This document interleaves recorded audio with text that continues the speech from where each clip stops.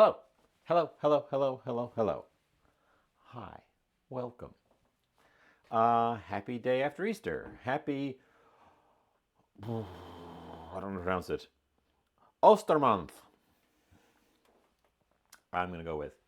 Um, yeah, we need to get started real quick because we're doing a braise, and I am shortcutting it, but it's still gonna take a bit.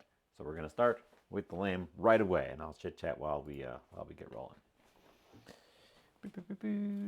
I did not get this on discount. I paid full price for this guy. Um, from the Hy-Vee. Uh, it is a leg of lamb section. Uh, this is the top where the leg would hook onto the critter, and then the rest of the leg would go down here.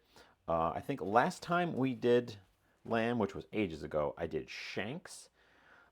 This time I wanted the whole roast piece here. Um, it's something that the Hy-Vee specifically gets in around Easter is lamb, and yeah, so we're going to go with it. We are doing a pressure cooker braise. We're actually going to do a half and half because the time to braise this thing fully would be quite long. Um, we're going to start by pressure cooking it, and then we're going to transfer it into the oven to finish with a proper braise with vegetables and stuff. Um, that's the plan. Um, so this guy's got to get in the pressure cooker right quick. Just gonna bring that over here.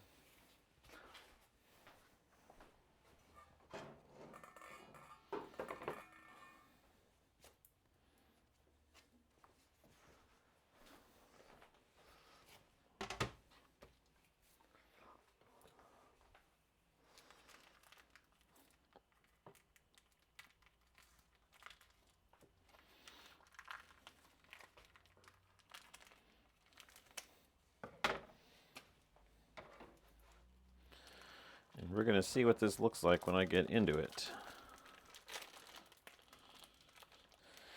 It's got a mesh over it, holding it together. And I think that means they boned it.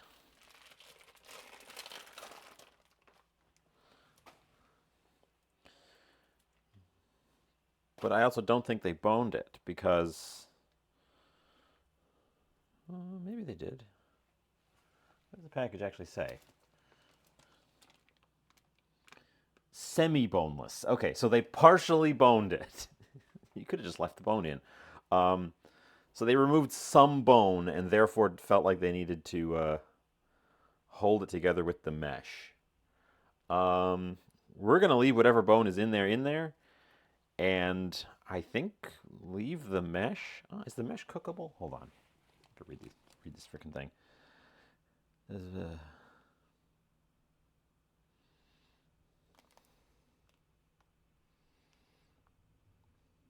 It literally says nothing about the mesh on the packaging.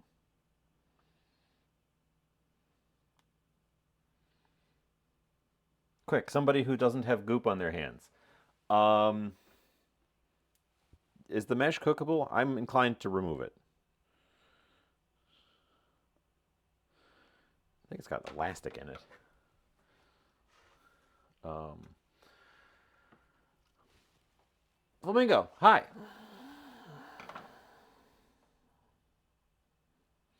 It's got like elastic bands on it. I don't think this is.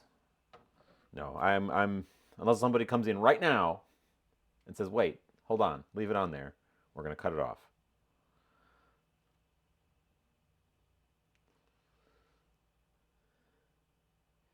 Flamingo says you can cook the mesh. Should we? Is the follow-up question then?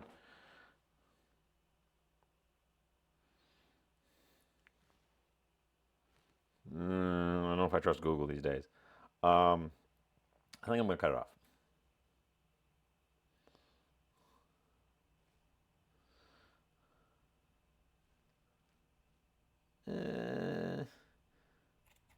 Committed. Too late.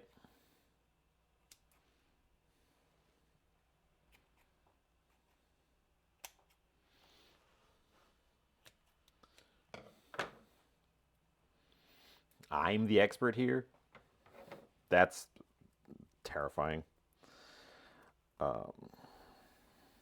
It's got to be on here because they partially boned it. Thus, they're afraid it's going to come apart.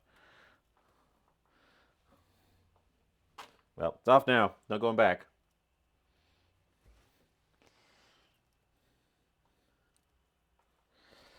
Yeah. Okay. Leg of lamb. Let's rinse my hand off real quick. I'm going to do a little bit of stuff to it real quick.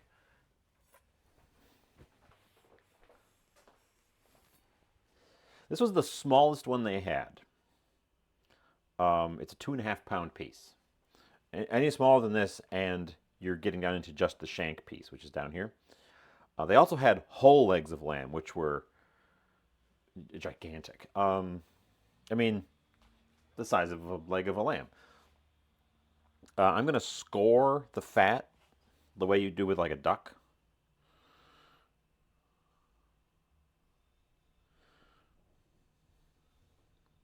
Or a pork belly.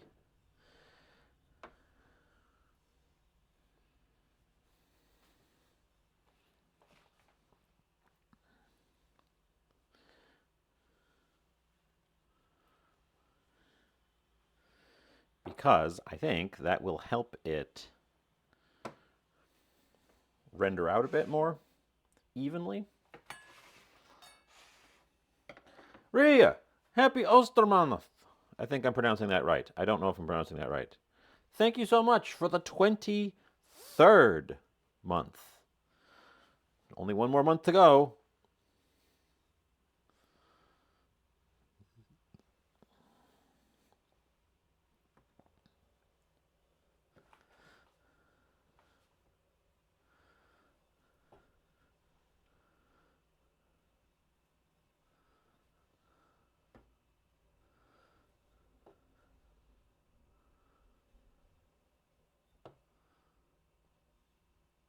Okay. Thank you so much. I don't deserve, as always, I don't deserve it. I don't deserve it. Okay. And then that guy is going in there. I've got out the mesh rack because I think it's going to be easier to get this thing off of.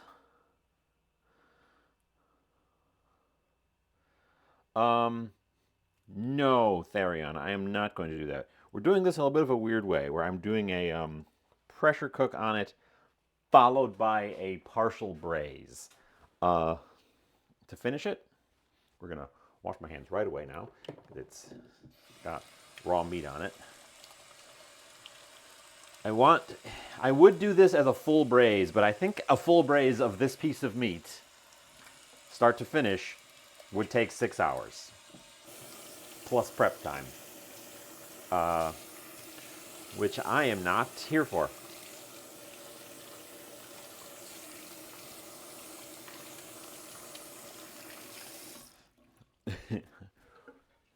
Perhaps someday. So we're pressure cooking it first to make sure that it's nice and tender, and then we're going to finish it in a braise with its own drippings plus vegetables and stuff, so that we can also get some of that juicy bits going on. Because yeah, I want tender. We're not going for like a chewy steak cut. We're going for tender. So that. Now I want to use the drippings that form in here in our sauce.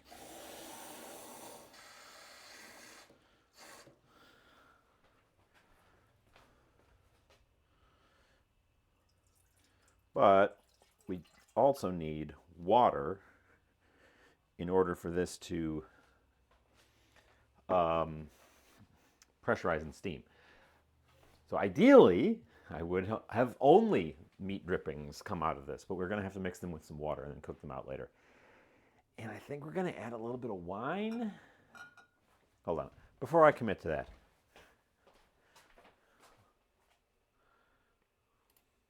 I'm asking the internet.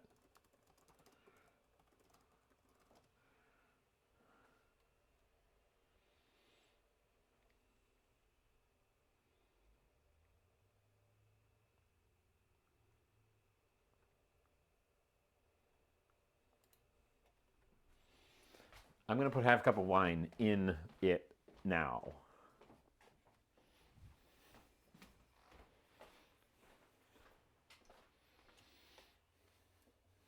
Well, my concern is we're using dry red blend.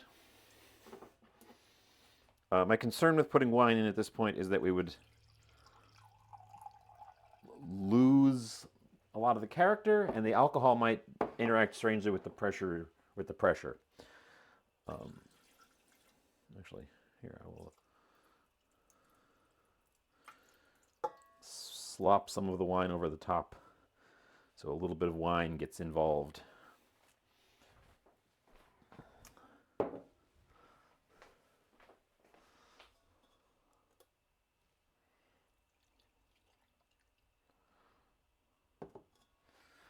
Like so.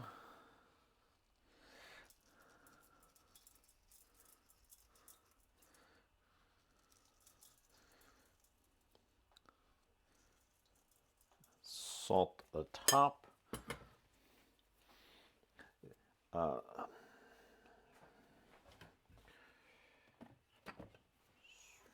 We're going to put seasonings on the top.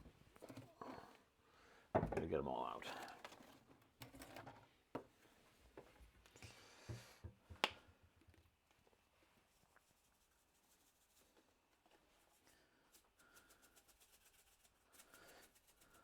I'm not going with Asian-inspired flavors today. I'm going with super traditional flavors today.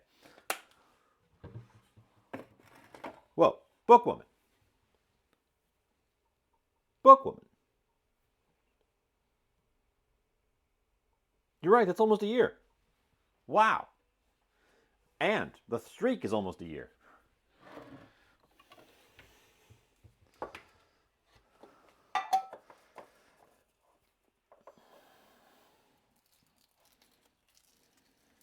So thyme, rosemary, homegrown rosemary. We'll be adding a little bit more stuff afterwards as well. I think some of these are going to end up kind of dead. Well, if I was going traditional Moroccan, I wouldn't be going for a braise. I would be going for a stew, I think. I'm going for a Northern European traditional.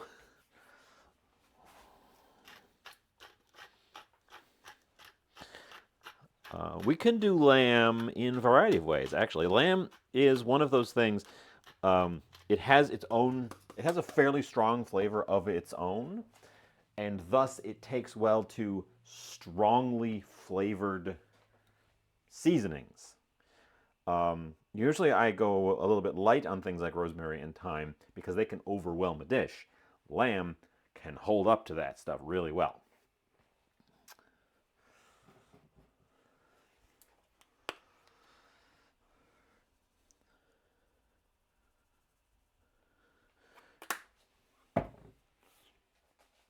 And you know what? We will add a little bit of a twist. Here's some smoked paprika. That'll give us a little bit of a twist on our flavor. And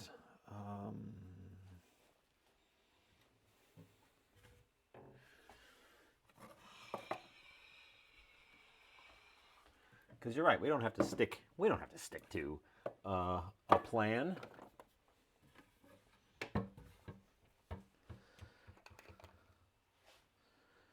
I agree that lamb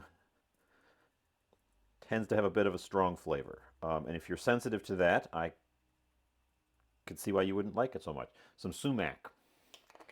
There. A little bit of that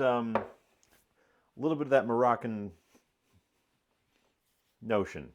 Not full on, but some sumac will give us the sumac and the paprika will give us some differences from your basic thing. Hopefully they soak into the fat a little bit and into our drippings for sure. And that whole shebang is going inside of our pressure cooker. Close the valve. Close the lock. High pressure. And I was trying to figure out how long to do this. And I think it's somewhere between 30 and 40 minutes. I don't want to overdo it because we are trying to braise it afterwards.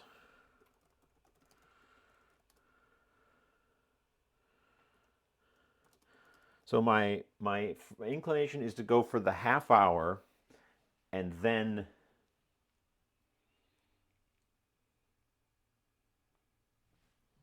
half hour in there and then transfer it into a braising dish with the vegetables and stuff, put it in the oven. We'll preheat the oven while it's in there. So I think we're going for the half hour. Which is kind of a short shot for it, but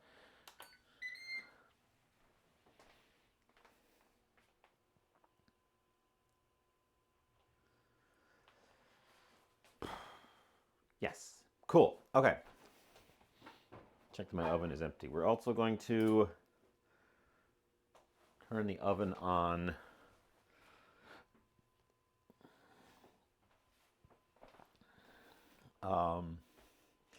I've never been able to find mutton. I would like to cook with it. I like goat. The only place I know around here that I can get goat is very expensive. It is super not like a normal available thing. It's high cost. So if we do goat, we're going to do it as a special occasion. But yes, it is one of those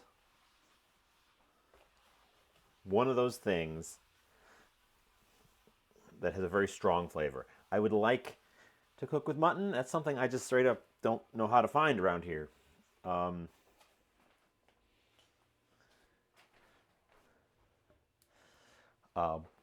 But I feel like there's it's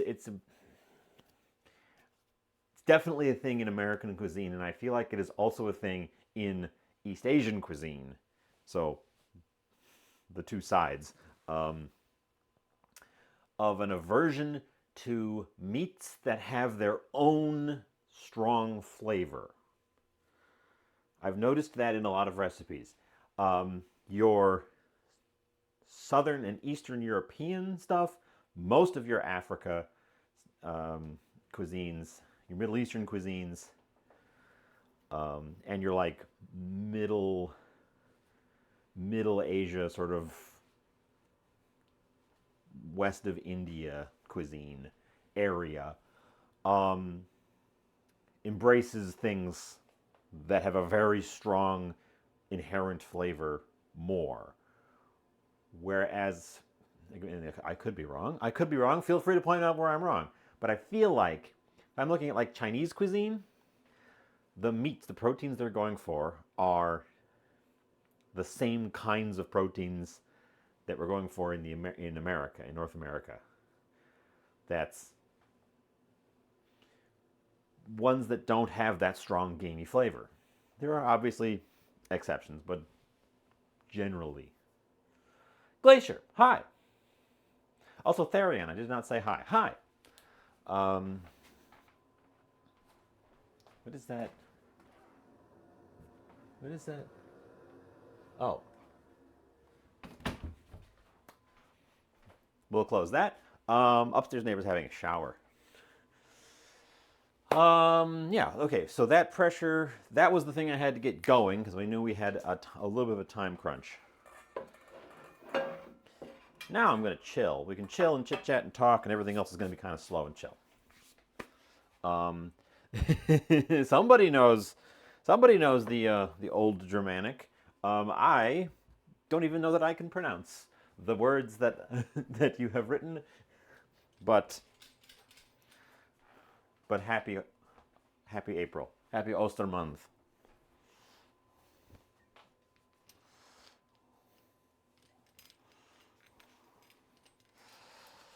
Um, you may notice I'm feeling a lot better. Um, we have indeed been able to get a modicum of sleep.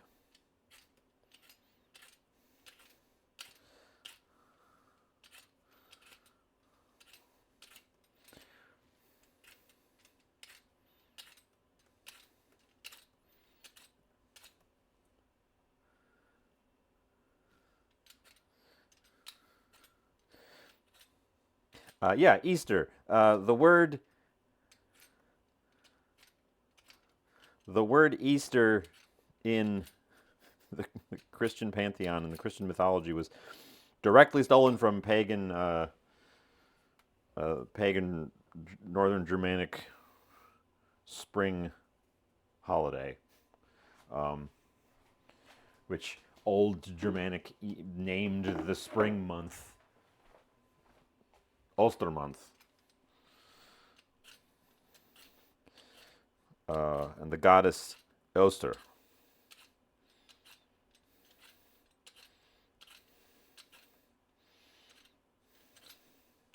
So yeah, and yeah.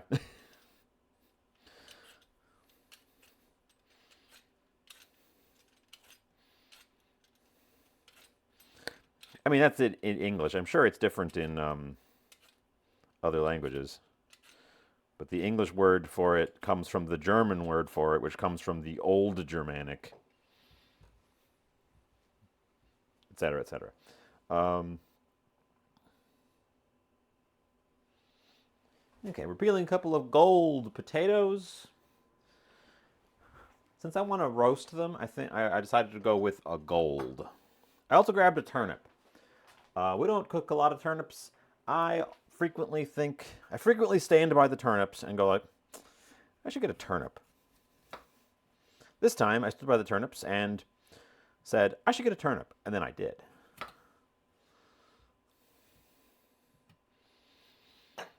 The turnips were a little bit sprouty at the store, as you can see.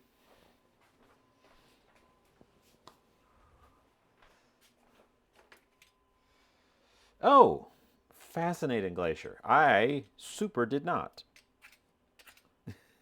I know, only a little bit. I honestly learned most of that this past week. Um, Turns out insomnia is a great time to read about things. Um,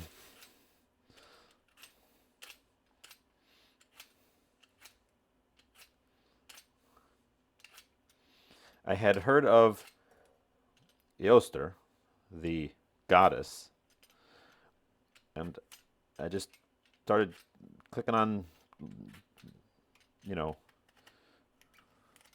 Wikipedia's next nearest thing links.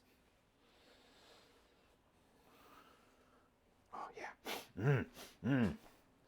Turnips have that like slightly peppery sharpness to them compared to your old starchy potato. Gives you a much more interesting flavor to work with.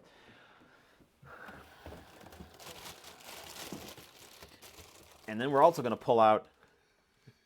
Is that too big of a carrot? Maybe we should take a slightly smaller carrot. These were very big carrots.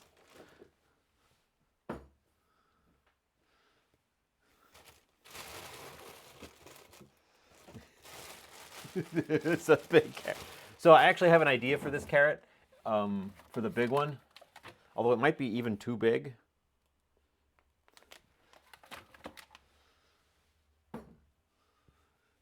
Big carrot. Oh, I bought big carrot. Bag of carrot. Um, I wanted some of these big fat ones. I always get the skinny carrots, and I wanted some of the big fat ones, and I just, man, did they make big fat ones this time. I think I went with that one.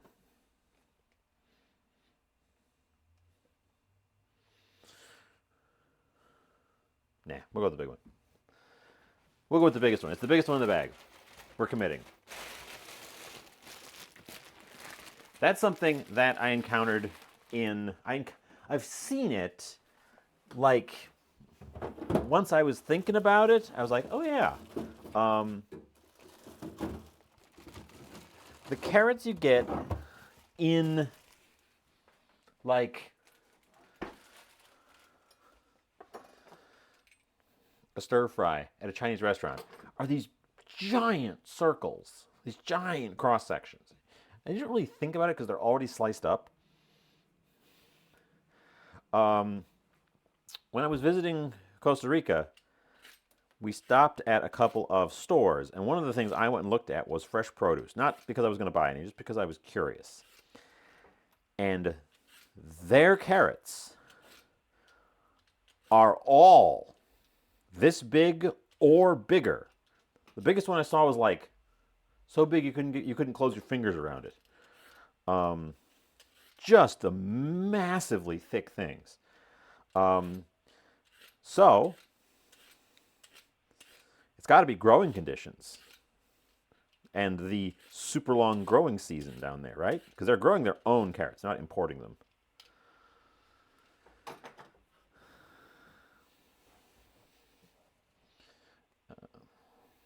But anyways, I went and looked, and the way the carrots are divided at my Woodman's, I did get these at Woodman's, in fact. Hi, Bob. Is the bigger carrots are in the bigger bags. You get differently proportioned carrots based on the weight of the bag. So the smaller bag has little skinny carrots in it.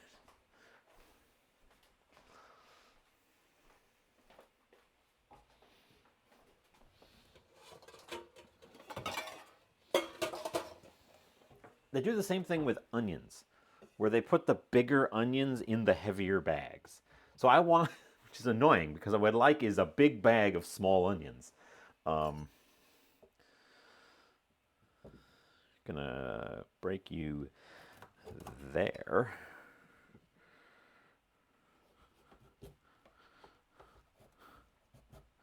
Oop. And we are going to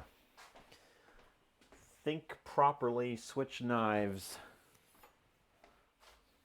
Yours has monsters individually on a shelf. Oh, see, the loose carrots at my Woodman's are all little tiny guys. I don't have any big guys in there.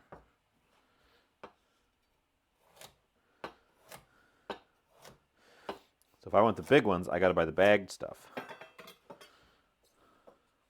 That's the size we're going for everything.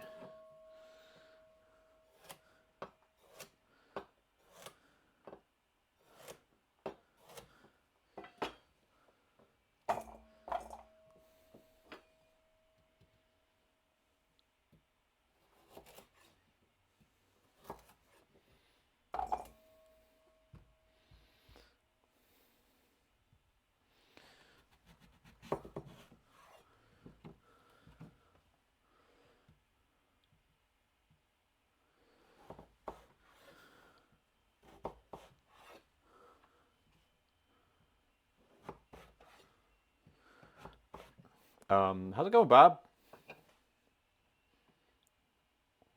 What's bobbing?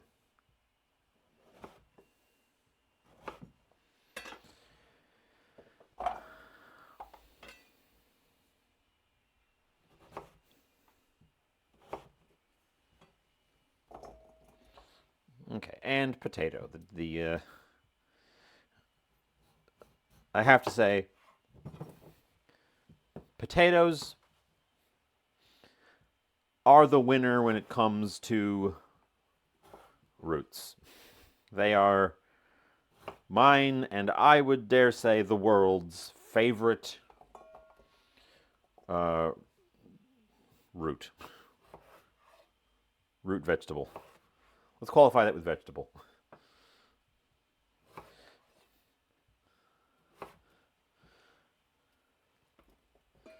Been watching NASA all day. I see you got the little NASA thingy. You got a badge. How's the moon? Still there? I didn't look out the window today.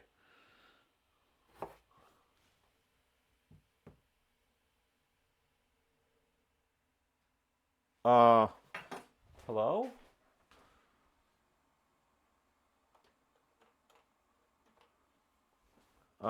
We have an error on our pressure cooker. I think the valve jammed.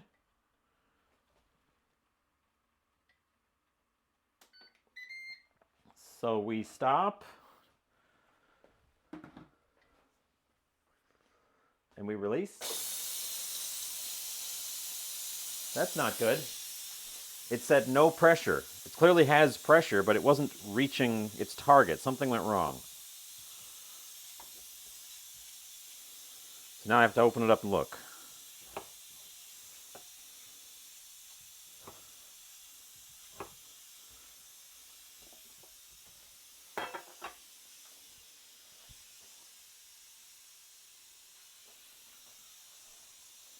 That's not good. That's not what you want to see at all.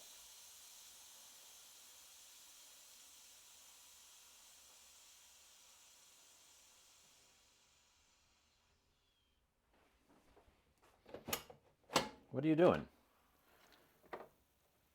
There's boiling liquid in the bottom. Okay, I'll add a little bit more, but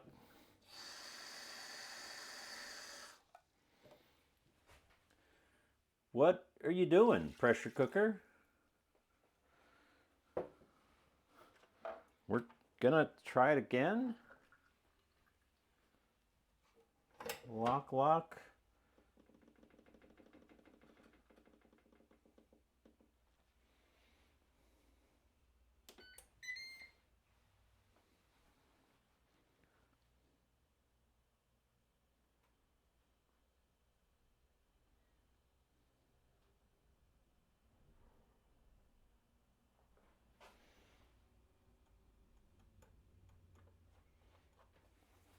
I was always worried that that might go slightly gummy, and maybe it did.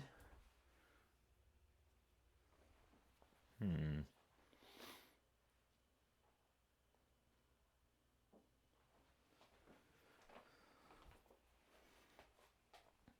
Hmm.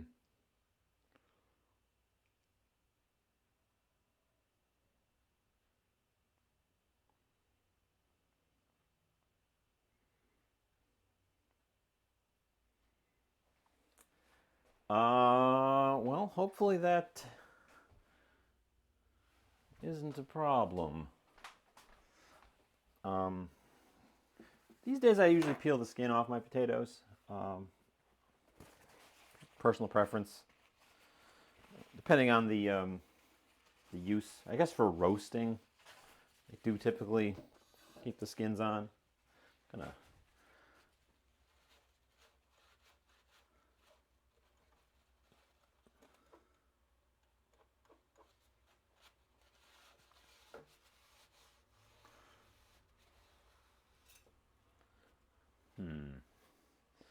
The pressure pot failed to reach pressure, and that it concerns me.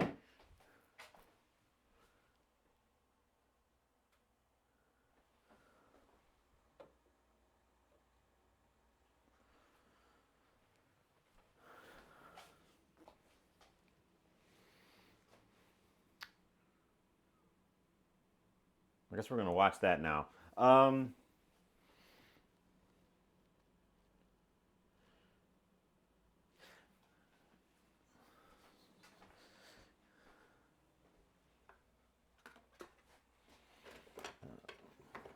So, while I'm keeping an eye on our pressure pot to see make sure that it actually is working, how's everybody been? I was still a little bit out of it last week when I was here. I'm feeling a lot better today. Things have significantly improved. We're not at 100%, but we are definitely heading in the right direction. Um,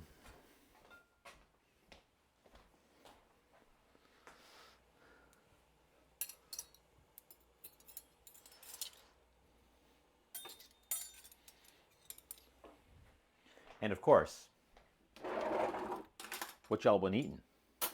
What y'all been eating out there in Chatland?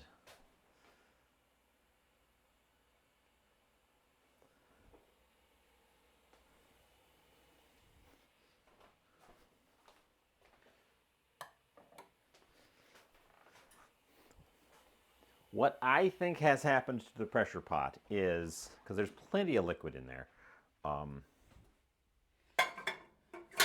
is that because it sits near the stove and it gets this sort of a little bit of stove spatter on it, that has caused the valve to be ever so slightly sticky.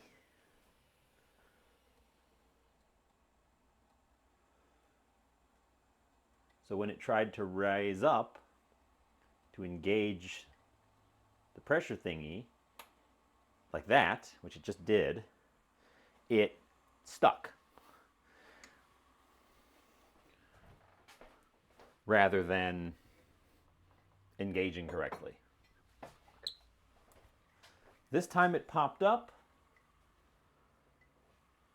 I wiped the valve down with a cloth.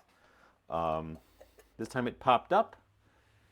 So it should, in just a moment here, say that it's hit pressure and is going to start the timer.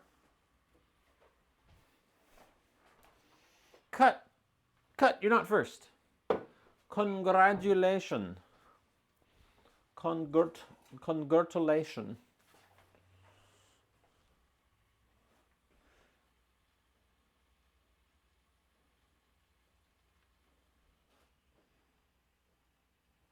It's at the top tick on its pressure gauge,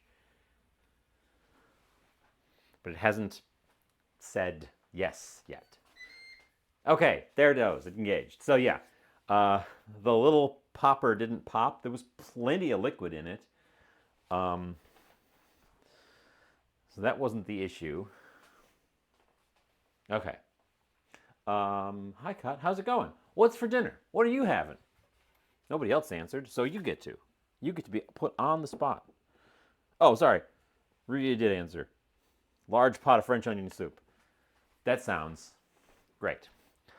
I'll have to remember once the pressure pot is cooled off to go in and give it a nice thorough cleaning, because I'm sure that's what it was, is that the valve was a little bit gummy.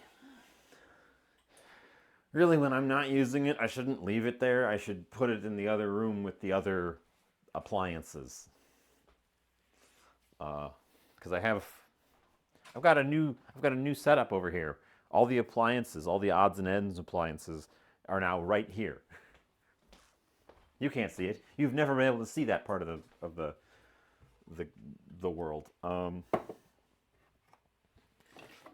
But it also means we have a new photo station with a white instead of wooden background. That was the photo I took my hash photo on.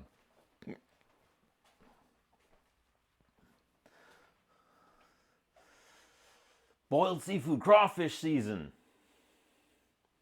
I do love crawfish. I wasn't aware that there was a strict season for them. This celery's looking a little worse for wear, so we're going to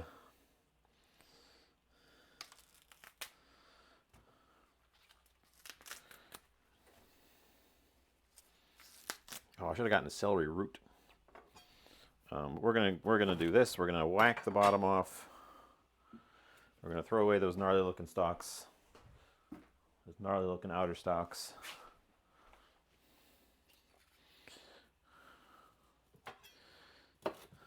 We're just gonna use up whatever reveals itself.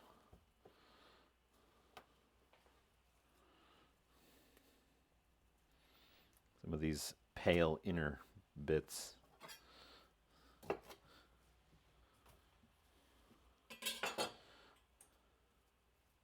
I do love crawfish. They're kind of expensive for me. I have wanted to try fishing my own. They live in the river. We've got them up here. We've actually got an invasive one up here, which means there's no bag limit, because they want to get rid of them. But I need to look into the rules around it, because there's also a native one that they definitely don't want you to eliminate. So there's still going to definitely be rules around which one you're allowed to, how much you're allowed to take. Make sure you're not taking the one that's the keeper. I'm using this much celery. It isn't all that much celery.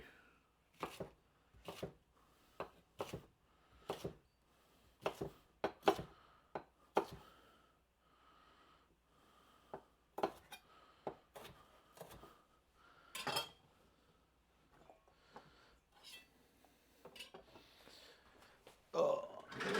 And onion.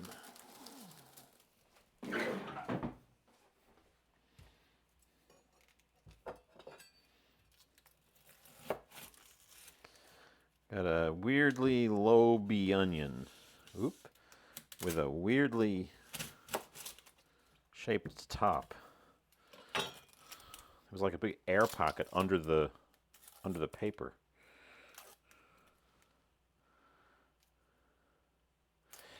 Well, I've wanted to do it for a couple of years now, and I never got around to it.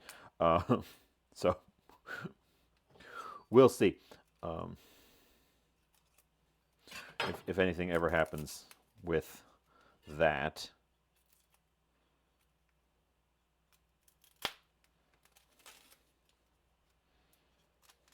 Yeah, it's an interesting case. We've got an invasive crayfish here that is from the far-off distant land of Ohio, which you don't think of invasives as being that close by, but crayfish can't really cross over land real well. We're in a different watershed from where they're from, so they're not supposed to be here. They got hauled in accidentally in boat water, like boat bilge.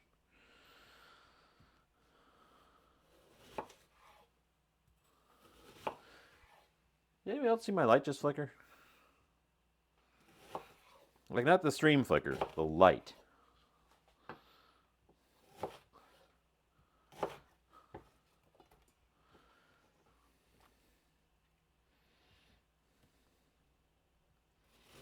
Or am I hallucinating?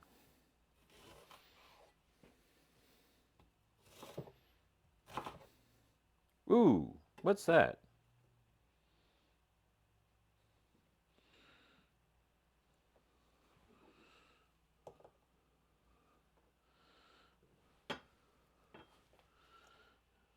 Got any more of that in these guys?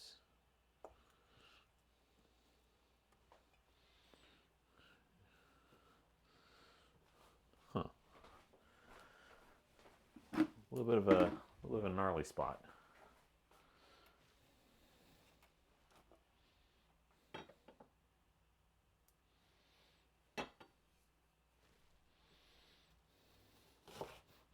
You're not sitting there staring at me with rapt attention? What's even the point?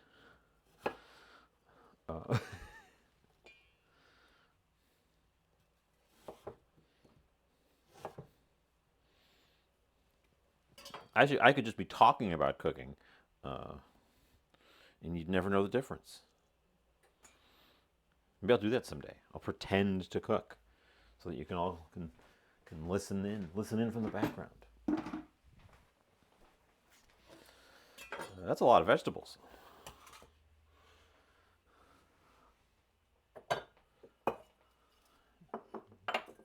Light flickering didn't show up on the replay. Okay, well, either the camera didn't catch it because it was too fast, or I was imagining it. Or, no, there's no sun coming in that window. I was thinking something flew in front of the sun and cast a brief shadow. I'm going to peel some garlic cloves. I think we're just going to give them a... I think we're just going to toss them in there. I don't know that we're even going to crush them. We're going to nip the little bits off. And then we're going to...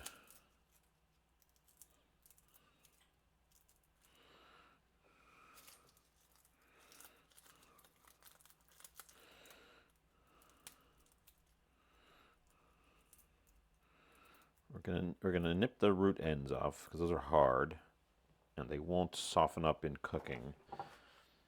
But then I think we're gonna just toss them in whole because we're kind of making a pile of roots, a pile of vegetables upon which to perch our meat when it comes out. Oops. Bring the cutting board with me.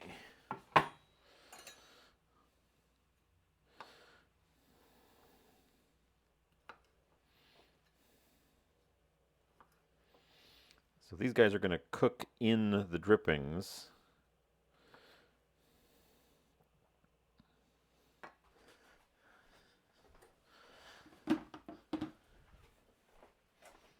And help them form into like a gravy. Don't worry, I've got more garlic. Don't worry. Oh, don't you worry. We've got more garlic.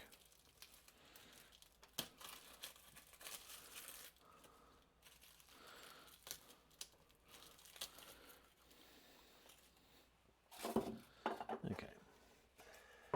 Those guys can go in the garlic house. These are the big garlics. These are the outer garlics of the new bulb.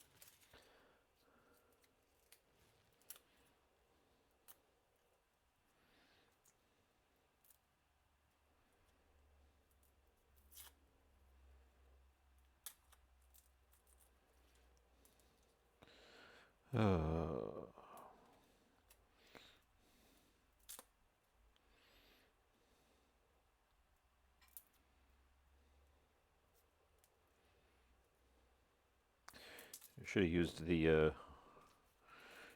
the roller. Well, I've got lots of time.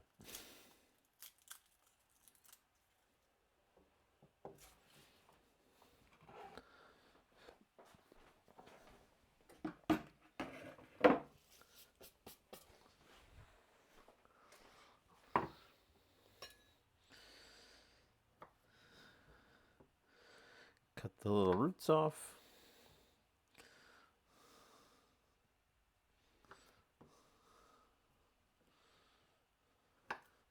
And this real big one, I'm going to split down the middle.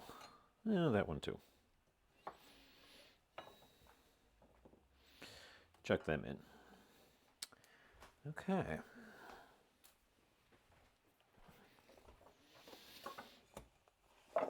I think I did more than I was expecting. I was dropping stuff. Back in there.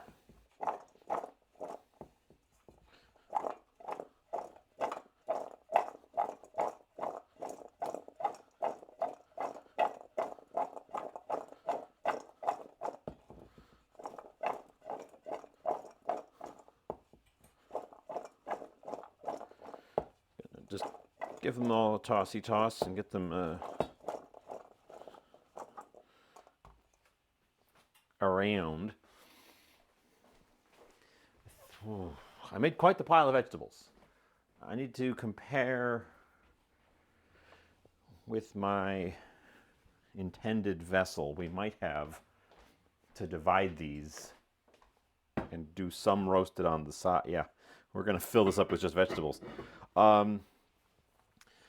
So we're going to have to roast some of them and use some of them with the meat. We're going to have to do 2 different containers, which is fine. Probably better. That way I get some that are like dry roasted and some that are in the braise with the juices. So there's a bit of both.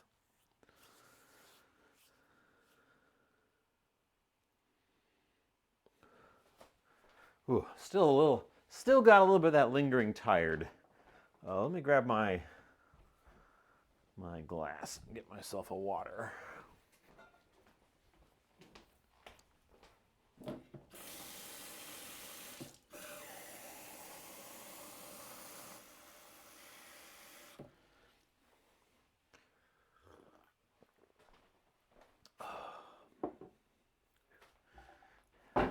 And slow down, Chill out a little bit.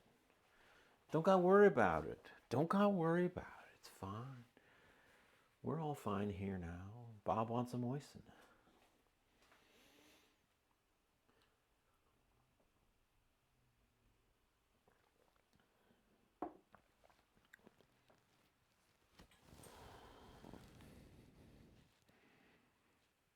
Moist.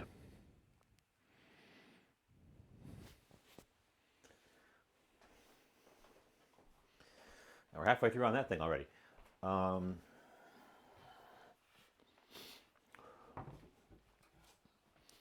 Yeah. So.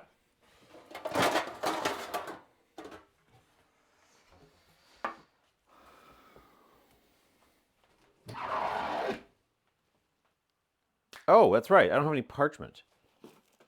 Well, when I say I don't have any parchment, I have this much parchment.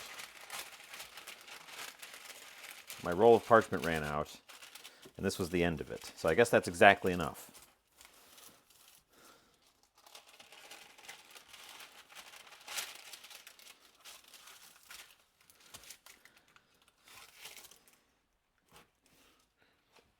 Gotta write that down. Get parchment.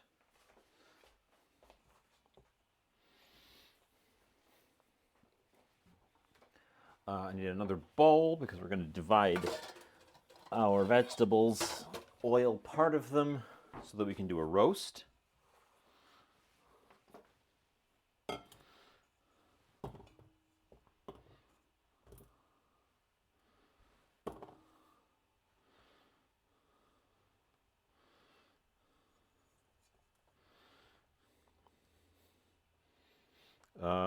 It should be just the root parts that we want to roast.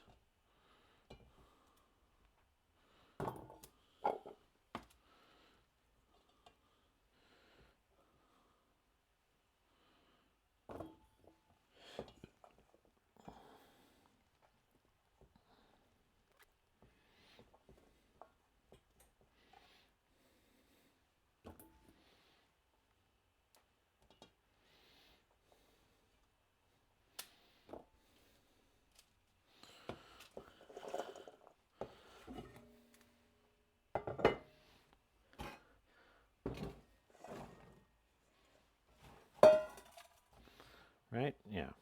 Couple more come out.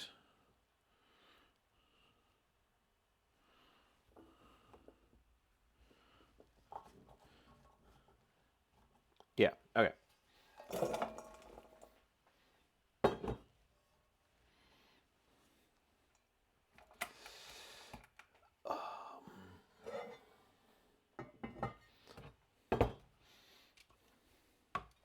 This part. We are going to oil and I guess slightly season.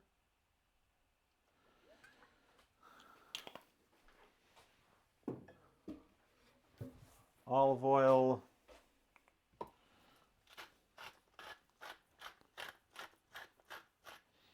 Black pep.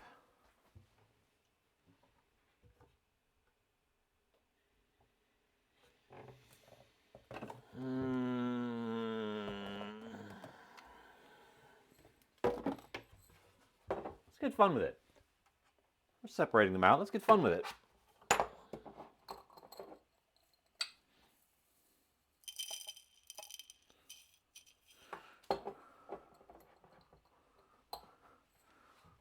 Coriander.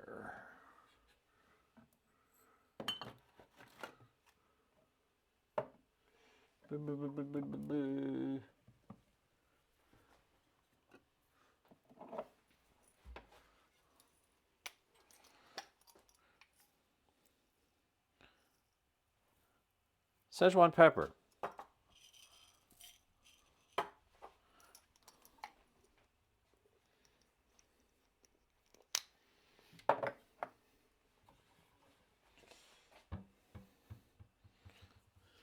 Dried lemon zest.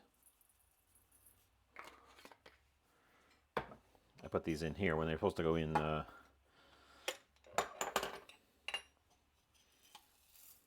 top.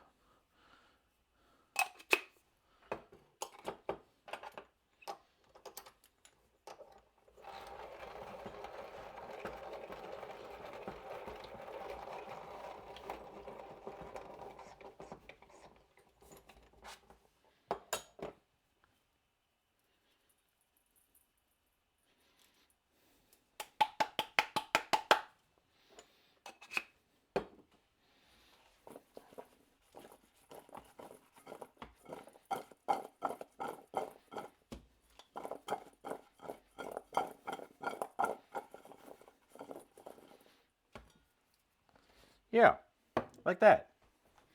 We'll just do it like that.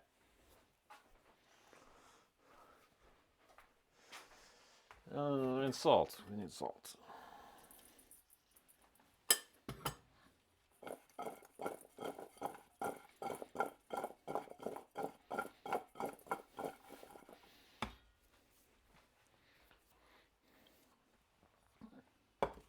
Put it on the chalkboard.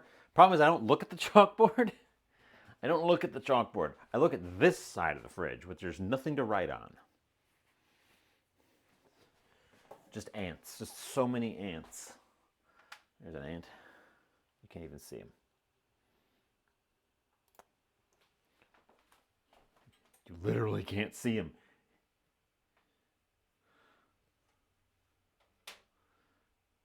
I have little magnets of ants.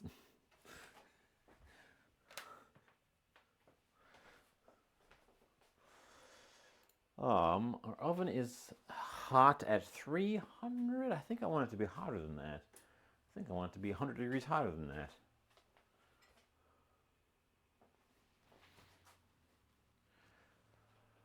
Oh, we're an hour in. That's actually good, making good time. We're going to have a bunch of downtime. Because stuff's going to roast.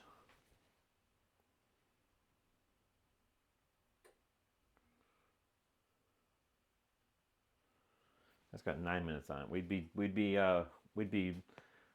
pulling it out by now if it hadn't failed the first time. Oh.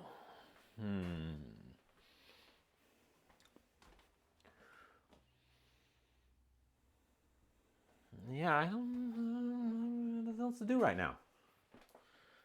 I don't want to lay those out just yet because I might be tempted to throw more of our vegetables in that bowl with them, depending on how well the stuff actually fits in the Dutch oven. This is not my normal Dutch oven. This is a new Dutch oven that I found.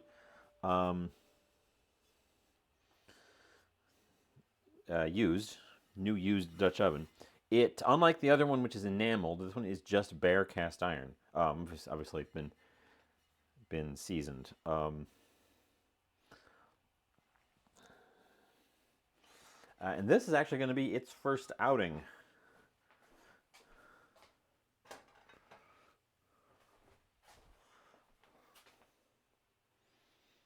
It was a good find. I know exactly why it was at the thrift shop, because when I opened up the lid the first time and put my face in it to see how well it was, opened it up.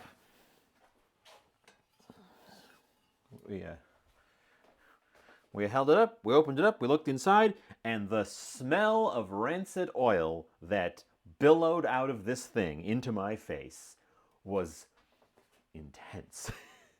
Someone had left oil in it, probably not quite understanding how cast iron works, and that oil had gone very rancid and also very, like, gummed onto it. Uh, it was, it needed a little bit of work. I actually ended up, in my attempts to clean it, ended up completely burning off the seasoning layer on the bottom of it, on the inside bottom of it. Um, just, just ashed the bottom of this damn thing, um, which ultimately was great because then I was able to basically start from scratch with it rather than fight with gummed on old weird oils. So ultimately, after a bit of work, it's nice and it's not sparkling clean. It was ashen clean. But yeah, so this is gonna be its first outing. Should this be its first outing? Now I'm concerned about acidity. How big is it compared to the old one? Because the enamel is immune to acidity.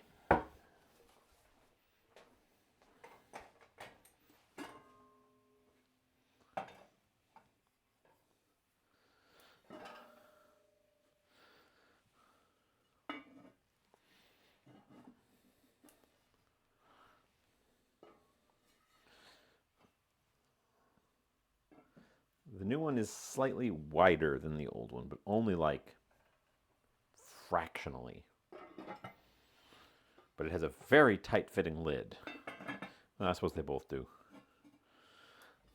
It doesn't have the drippy things.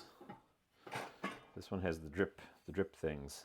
What do you think? What do you guys think between the two Dutch ovens? Betwixt the ovens. The red one is taller. And is the one we've used the most. Do we think the acidity in my sauce, which the acidity in there is coming only from red wine, so it is not very acidic. But do you think a long... The red one is taller. I'm asking which one we think we should use for the braised portion.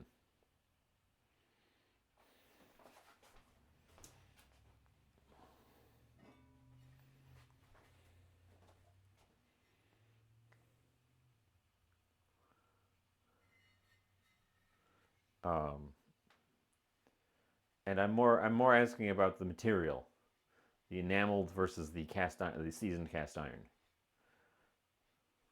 Bob votes for enameled.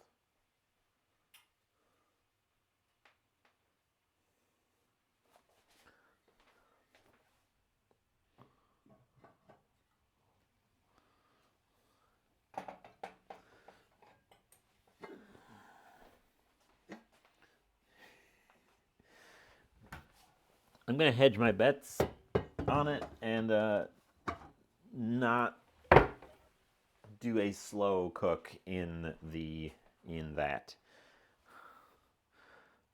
Although it won't be that slow.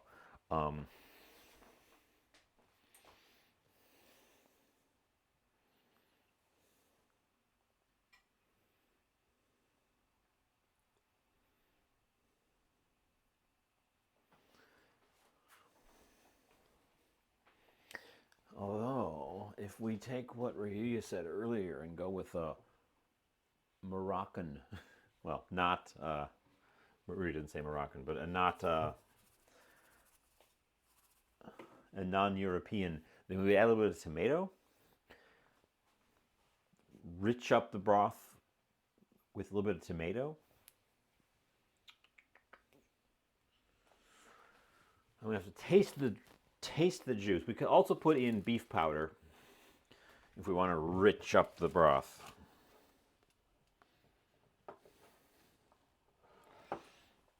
Speaking of which, while I am waiting, beef powder. I've used a few of these things. They get added to our beef powder.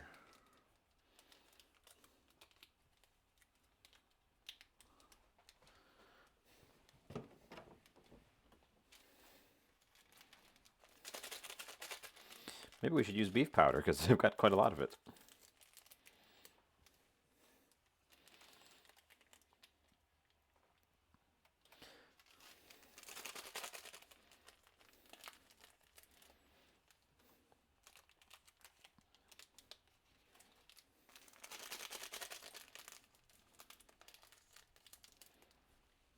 I've asked you guys so many questions. I guess I'm kind of out of it and relying on you guys to make decisions.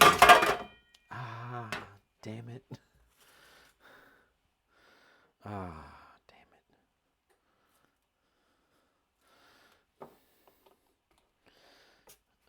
it.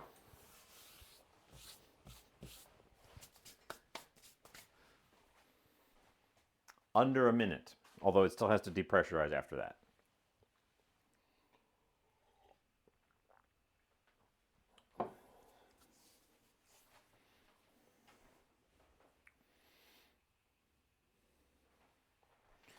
Oh.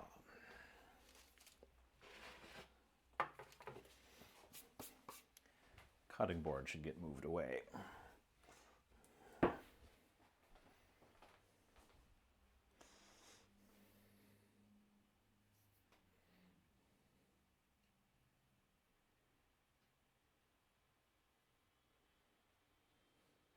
Oven's hot.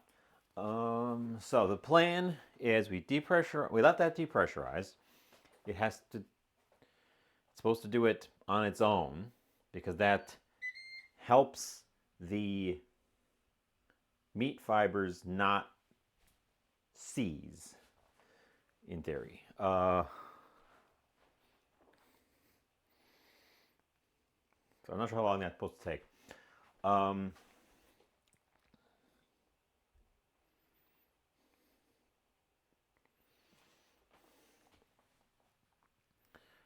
We depressurize, we transfer it into the Dutch oven. I think we're going to put down a little bed of our vegetables first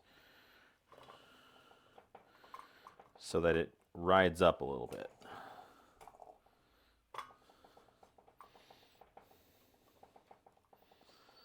I'm going to not have the garlics be in the bottom layer. We're gonna have it ride up a little bit on our vegetables. So it's gonna set in here, and then we're gonna surround it with some more vegetables, including the garlics. Any remaining vegetables are gonna get thrown in the bowl there, tossed with the stuff, and then those are all gonna get roasted off here. This is going to be brought to a boil, and then the heat's off, and then it goes in the oven with the pot to finish with a braise. And it's just going to be in there however long it takes to cook through the vegetables. Because it should be in pretty good condition coming out of the pressure cooker. We'll see what it looks like once it gets out of there, but it should be pretty tender and pretty cooked through. And we just kind of want to get it, because pressure cooked meat tends to be very wet. It's great for cooking something at a high temperature without drying it out, but you kind of want the surface of your finished served meat to not be like wet. You don't go to a steakhouse and hope that they serve you a nice wet steak. You hope they serve you a nice juicy steak. So the goal is for the top part that sticks out to get some just direct oven exposure and kind of dry out a little bit while it cooks. But we don't want to dry out the meat below that. And that's what you do with a normal braise, is the top part pokes out, but then it's in there with the steamy liquid so that it never fully dries out, as long as you don't run out of liquid, which I've done. We did that once. I did that once without you guys. You didn't see that one. I did a braise. I did braised. I maintain for this that it was the recipe's fault. I was following a recipe. I did braised pork riblets, the little like sectiony things. Or what was it? It was beef riblets. It was a rib section, but there were little pieces, and I did them in a braise. And I followed, and I had everything weighed out. I did weights and measures and temperatures and all the bits and bits, and I followed the directions and put them in the oven for 8 hours. And well before the 8 hours, I was like, what's that smell? All of my braising liquid boiled away. All of the meat carbonized in the pot. It was a complete loss. The amount of time on that meat was so high for what it was. I knew less about cooking at that time. I guess it must have been the temperature. It was a low temperature. It was a 300. No, it was hot. It was hot. It was too hot too. It was a strange situation. But also there were little pieces of meat. They don't need to be braised that long to be fall apart tender because they were little pieces of meat. If you're doing a big honking chunk, roast, then yes, I get it. It's got to be in there a long time because the heat has to slowly penetrate through the whole thing. These were little tiny pieces. Way too much. Way too much.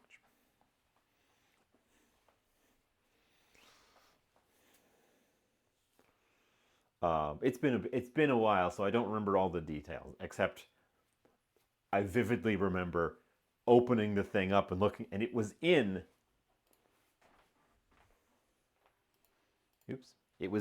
this pot. It was just destroyed.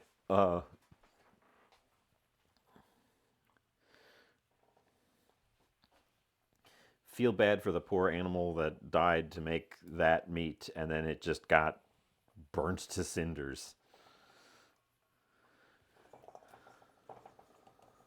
I think this is going to work out. I think this is going to be just the right amount to sort of tuck around the sides. But yeah, so when you're braising, make sure to check in to make sure your liquid hasn't bubbled away.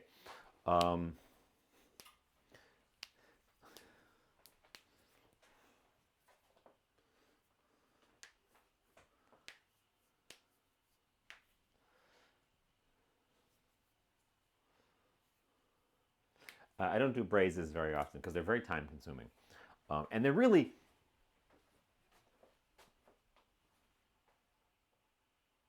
part of the questioning I should have said is, why am I braising little tiny pieces?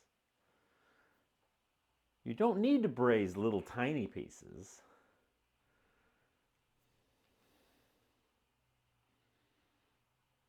The pieces of meat that benefit from a braise are big, solid chunks. I mean, not exclusively, but in general.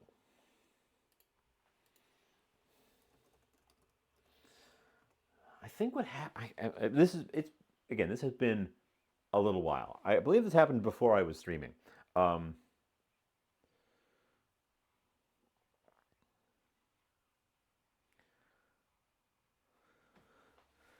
I think what happened was I saw a video of someone making a a braised pork riblet that were just like fall off the bone, just fall off the bone. And I was like, oh, I want to make those. And riblets are really cheap. So I went and got some riblets and I tried to do something, but they didn't have a recipe or a link to a recipe, so I had to go find one. And whatever one I found was clearly wrong.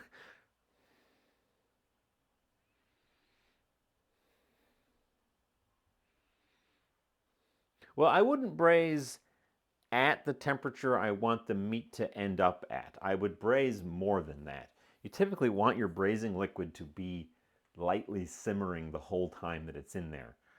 And because of the way an oven works, that means you want your oven to be a little hotter than boiling temperature, because you don't want to boil the meat. You want it to sit there. It's kind of like poaching.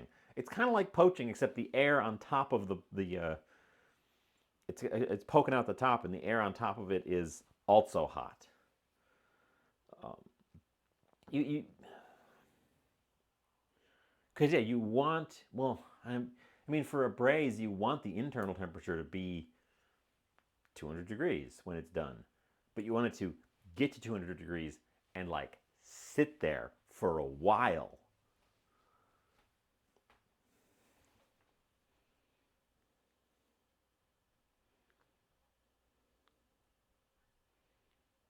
Anyways, what happened was all the liquid boiled off, and it kept cooking because it was in there. It wouldn't have mattered what temperature I had it set to. Once all the liquid boiled off, it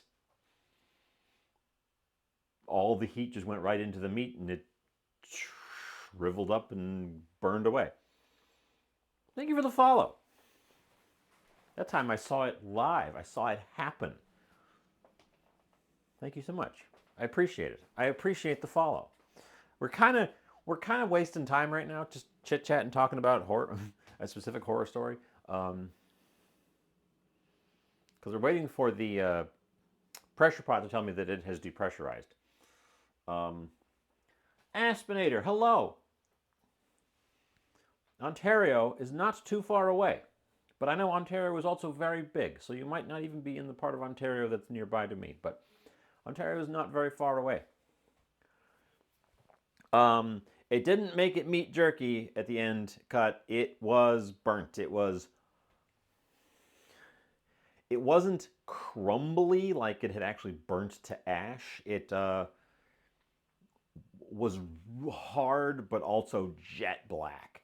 I did attempt to cut into the middles of them, and there was little bits right in the middle that were like still meat colored, but there was very little to salvage off of them. It was a shame.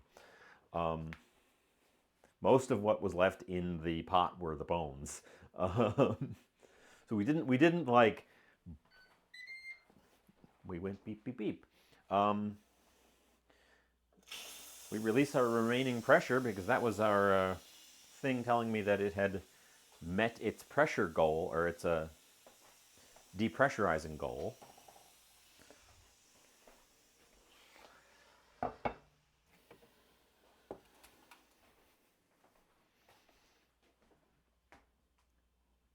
Flip the valve, let the last little bit of pressure out, unlock. Oh, it smells very lammy.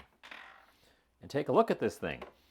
And he's changed shape. He kind of leaned. There's more liquid in there than we started with. He kind of leaned over.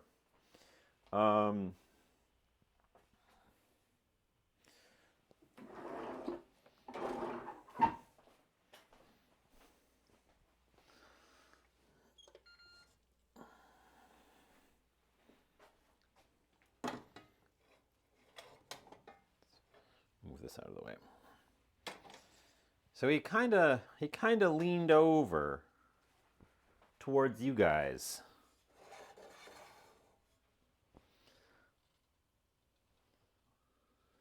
Little bit odd.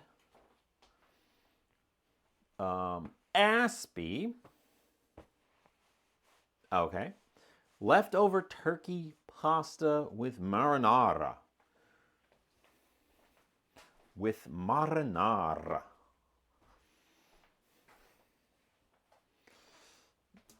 So we're going to get this guy out of here. The extra liquid I added, and I assume drippings from the piece of meat itself, have raised the liquid level in here enough that it's above the grating.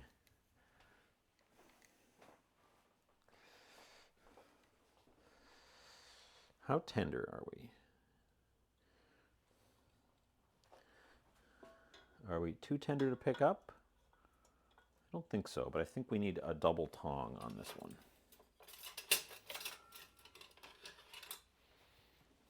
I think we need to come at this from a position of strength.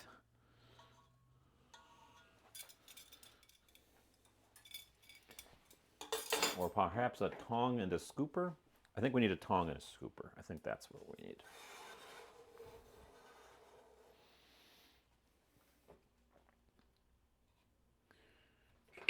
So I'm going to be distracted for a second while I get this out of here without dropping it.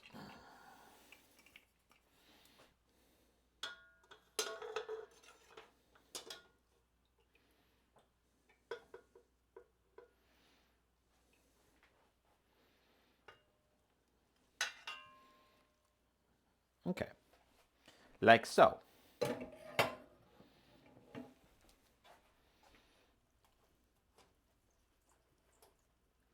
Kind of get it settled in there. But how's it going? Good to meet you. Do you already know Bob? I know Bob knows a lot of people. Bob's a people. I think Bob's a people. I guess I never checked. Okay, and then we're going to fill in around the sides with veg. I think I got this just perfect.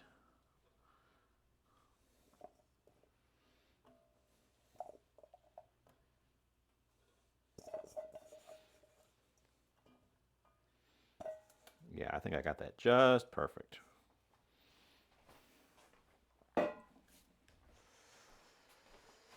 Jane Henry, hello. It does look good, doesn't it? The scoring of the fat did not work exactly how I envisioned it. It's a little bit different than it does with a pork belly. Oh, speaking of fat. Whoa! Whoa! Hold up. Hold the phone. That phone, you hang on to it. You hold on to it. I need a measuring thing with more than 2 cups of volume. 2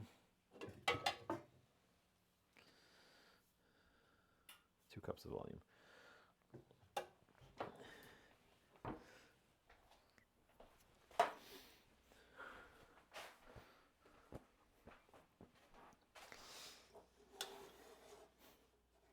No, that's plastic. Trying it with this one. We might have a little bit of lamb fat. Just a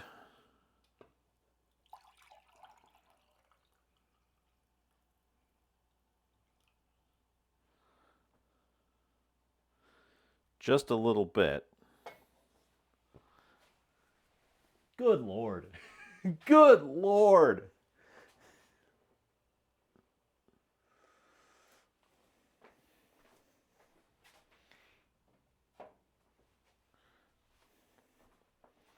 So there might be a little bit of lamb fat in there. You know what we should have done is taken that lamb fat and tossed that in the vegetables we're roasting.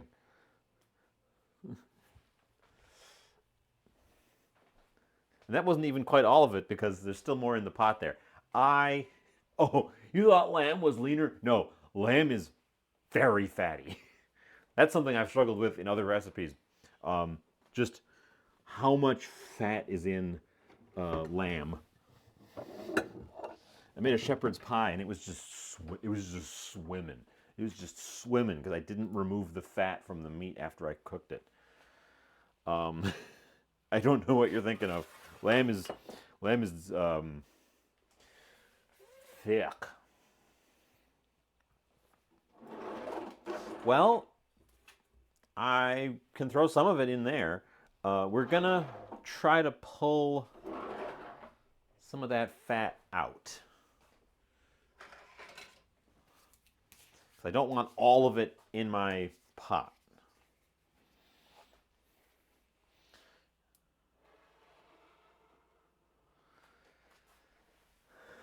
Llama? I've never had llama.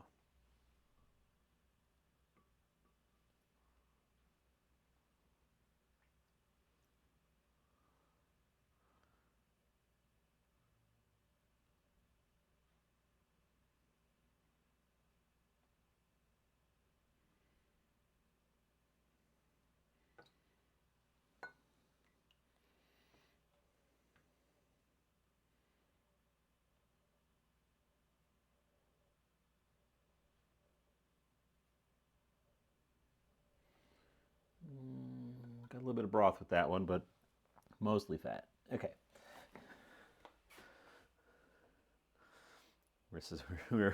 We're separating fat the old-fashioned way with a spoon.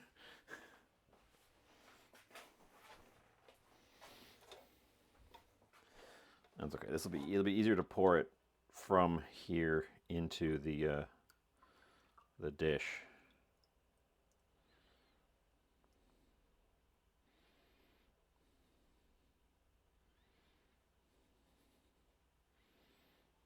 Okay. Okay. Well, turn that off. A little bit left in the top there. See if I can't.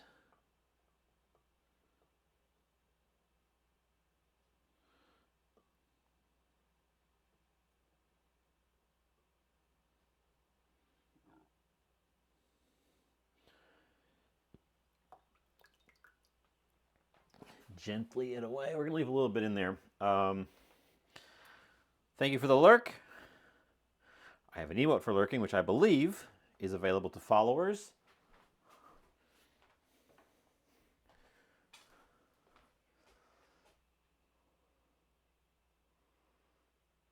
Bookwoman, you wouldn't even put the lamb fat on the vegetables. You wouldn't use it. You just toss it. Okay. Well, I might throw a little bit in there.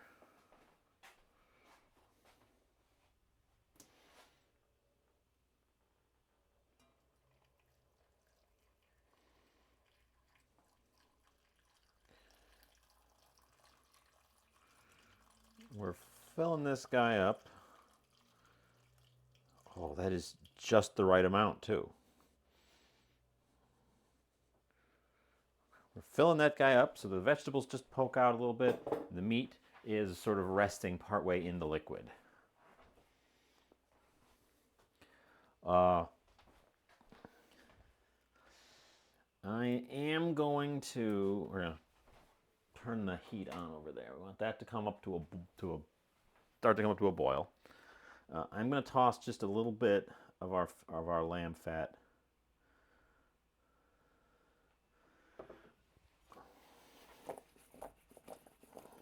into our vegetables. I think that does sound pretty tasty.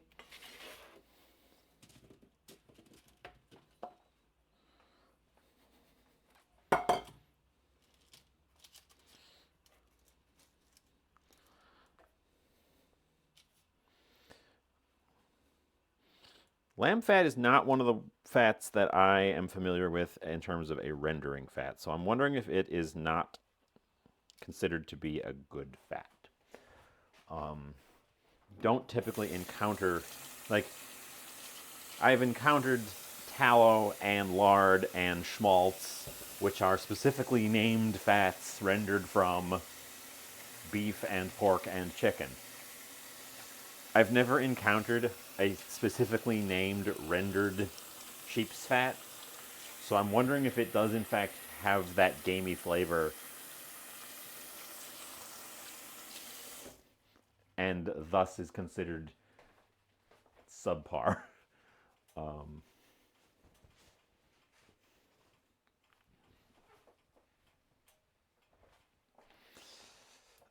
lid on that. Let's do a little bit of research. Do a little bit of reading.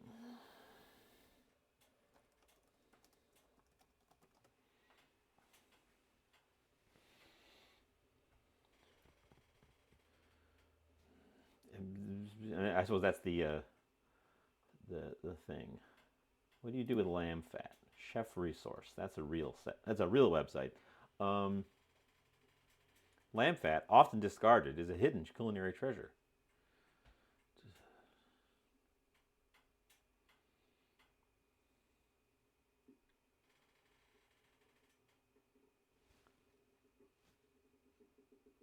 Ooh.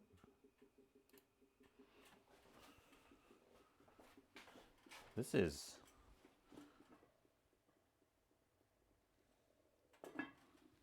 Let's go a little bit slower than that, I guess. How long will the meat take? It's only going to be in there long enough for however long the vegetables cook. Because we just pressure cooked it. And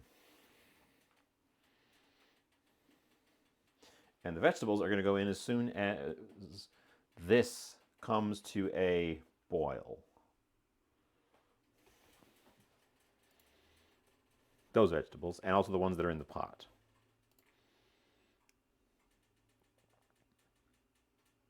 So we're probably looking at at least another 30 minutes, because it's going to be contingent on how long it takes these vegetables to roast.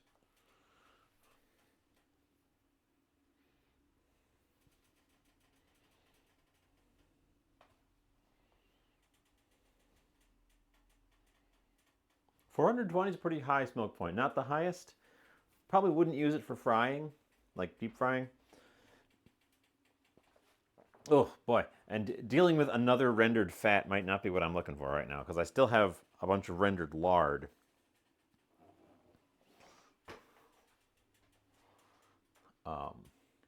We would have time for some kind of a dessert today while this stuff is cooking, because most of this is going to go in there and kind of sit.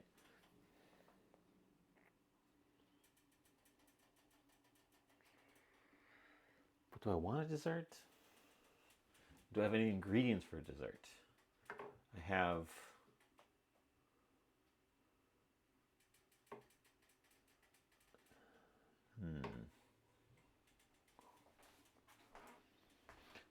Take a peek. Are you bubbling yet? You're starting to. It's going pretty quick because, of course, that liquid was already very hot going in there. So was the meat. So there's a lot of thermal mass in there from the get-go.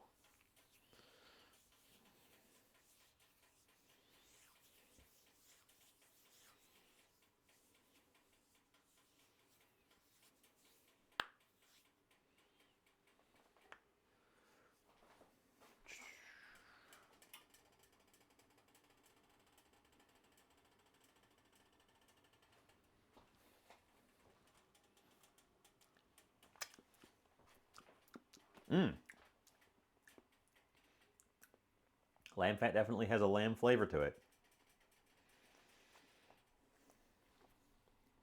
But not a very strong one.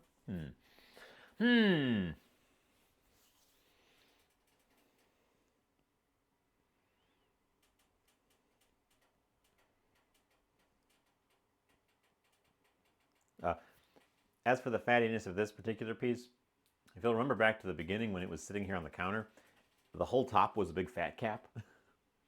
big old fat cap. Cheesecake mousse. I don't have cream cheese.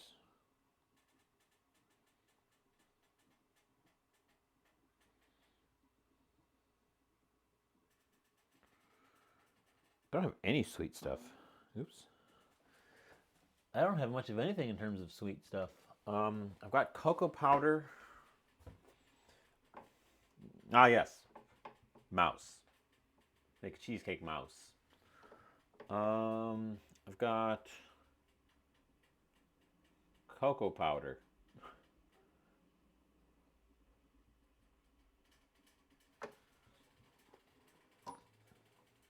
Do we even have any sugar? Do I even have any sugar? Sugar bowl's empty.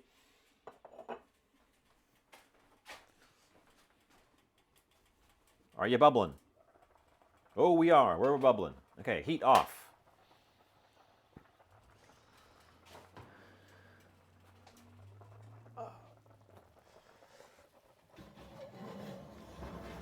Heat off. Guy goes in like so. Other guy goes in right next to him.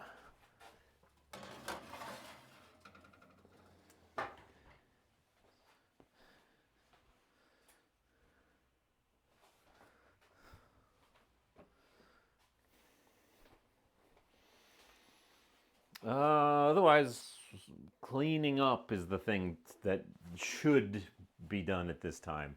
The thing I have that is sweet right now is dates. I have dates. You can watch me make my store list. I don't typically make lists when I go to the store.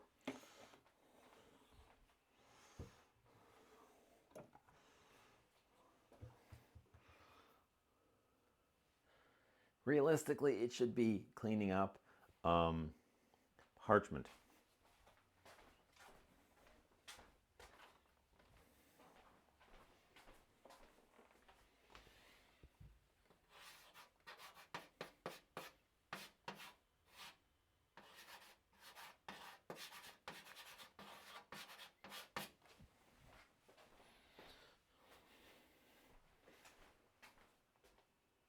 Whoa, hold on, hold up, hold up. You, Atomic Crouton. Atomic Crouton. Hello, Raiders. Welcome. Hello. Hi. Welcome in. What were you guys up to? Hello, Atomic Crouton. Good to meet you. First time. This guy right here, Jovial Jovian. Last week I was just Jovian because I was so tired I could not be jovial. How's it going? We just a moment ago put our pressure cooked lamb leg and vegetables in the oven to simultaneously roast and braise. And then we were thinking about what we could do.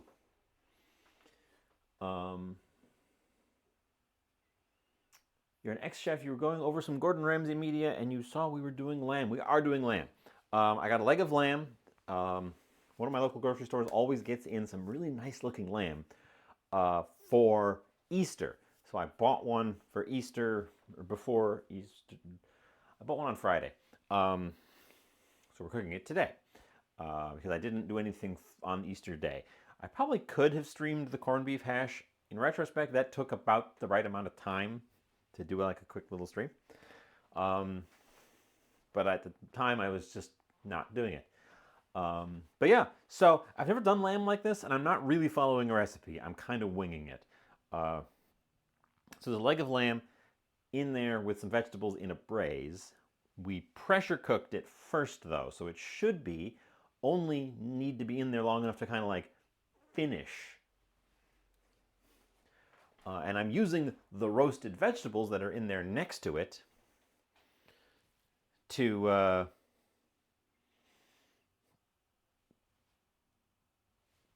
time it. And the flavors we went with, I started with, you know what I didn't do? You know what I didn't do at all? And I said I was going to do, but then I got distracted by the amount of, and then I got distracted by the amount of lamb fat that was in there. That's all lamb fat. I didn't taste the liquid, which I was going to do to adjust seasoning. So I guess we're going to do that.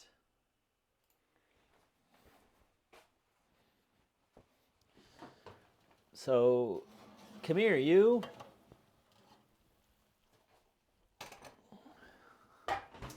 Because I don't know what this tastes like. Anyways, that's the lamb, and that's the vegetables, and that's the drippings.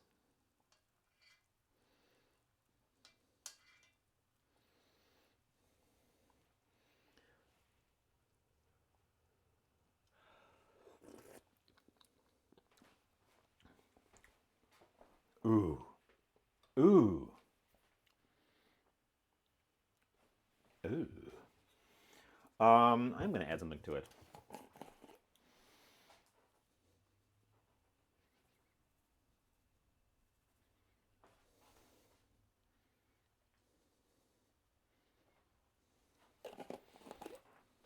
I'm adding a little bit of tomato stock base to it. And we'll just push it around so it starts to dissolve. It'll finish dissolving as it bubbles away.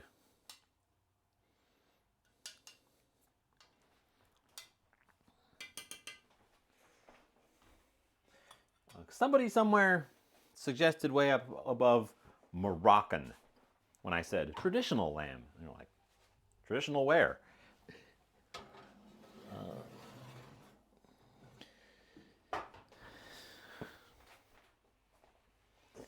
And then we were thinking about what I do while those are roasting slash braising, while those are cooking in there.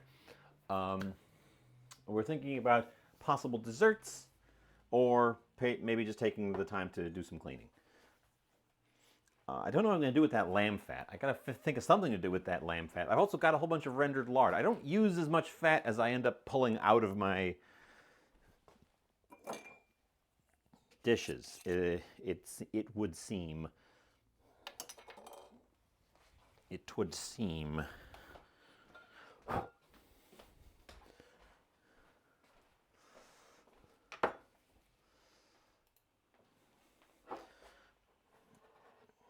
But let's get the fat in a container. I'm not going to bother straining it, but I'm going to try to not get the dregs mixed in if I can help it. Like I said earlier, we're doing fat separating the old-fashioned way.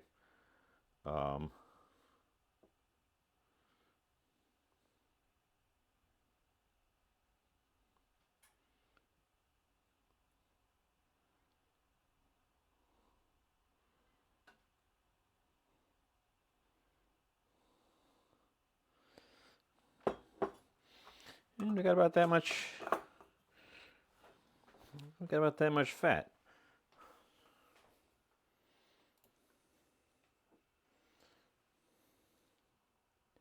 That's a good amount. Again, I'm not sure what I intend to do with it, but we're going to save it.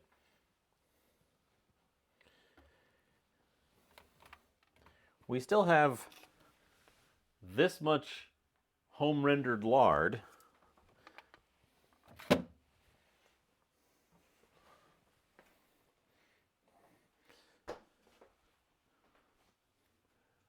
Which I do use, but evidently not fast enough.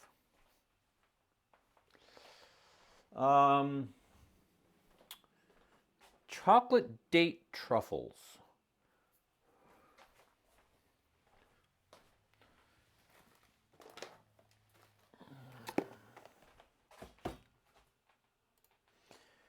we make something with the dates, we're just going to make a couple. I'm not going to make a whole ton of them.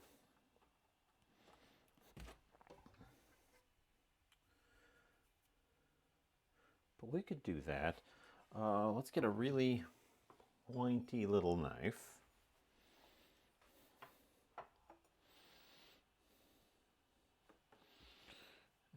Get some of the chunkier dates out of here. I really like dates. I have decided, instead of buying cookies or candy or something, that I'm going to just do dates for a while and see if that satisfies my sweet tooth.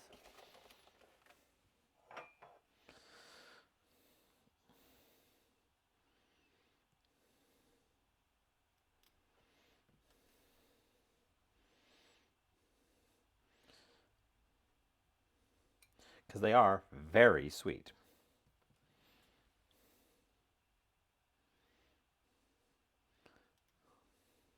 And I really like the flavor, which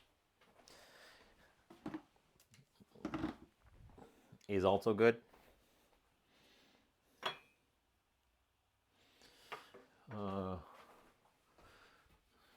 Bring the board back. So they are not pitted.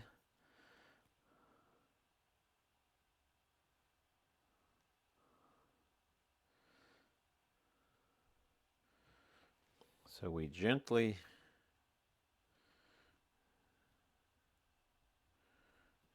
split them. That's figs, Ruya.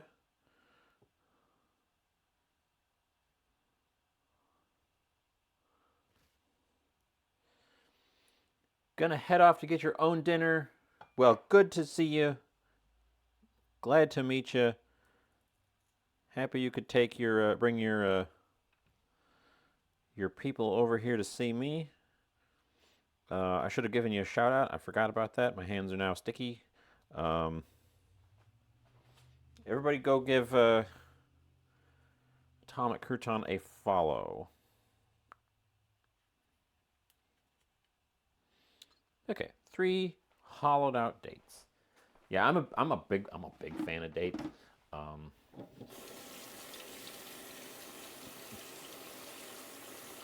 I'm hoping that they will satisfy my sweet tooth less addictively than like processed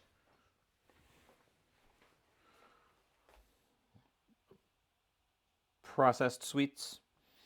So I'll have a couple and then I'll be satisfied, as opposed to having like Oreos and then I just eat a whole sleeve of Oreos because they're engineered to be crazy addictive things. So there's a hole in the middle of the dates that you can stuff.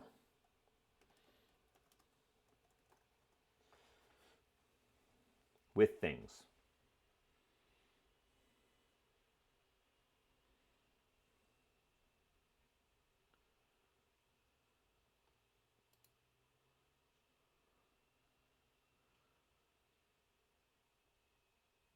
Ooh, okay.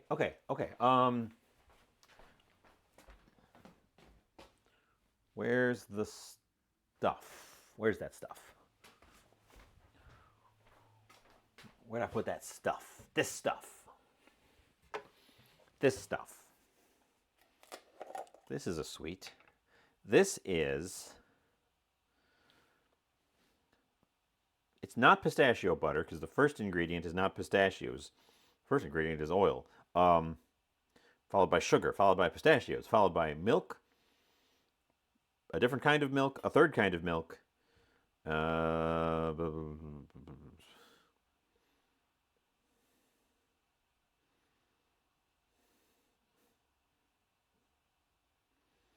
It's pistachios and milk.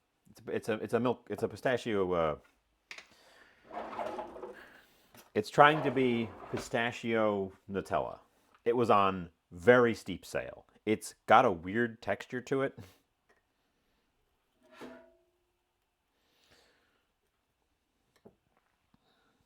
But it's kind of tasty. It's mostly just like a creamy pistachio.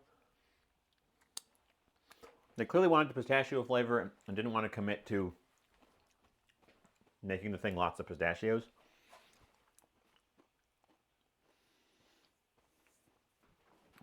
What if we take this, mix it with more milk?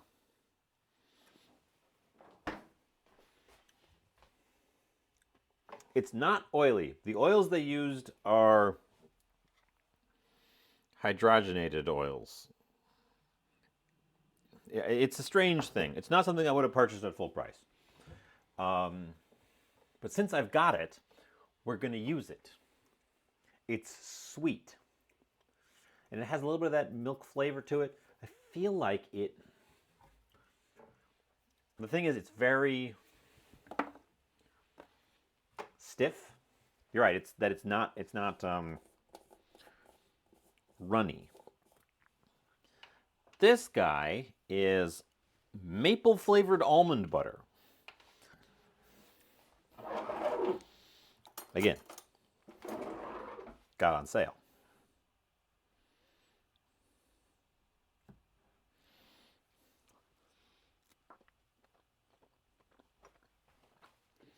Which again has a little bit of a textural issue. It's quite stiff. This one's also not sweet, even though it contains sugar.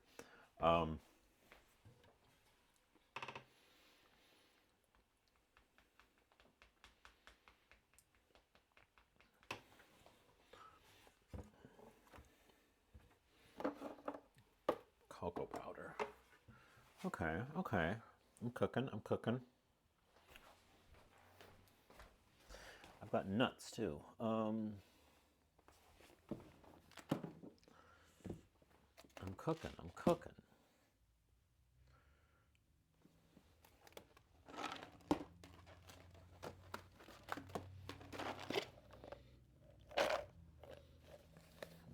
Are these almonds good? Yeah, they are. They're mostly.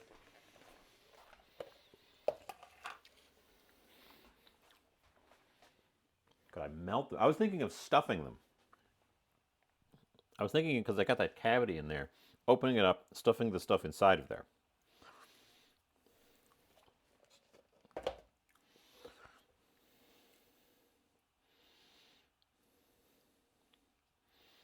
Replace the date seed with an almond.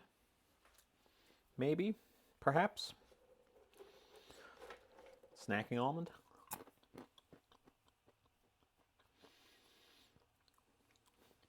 Another snacking almond.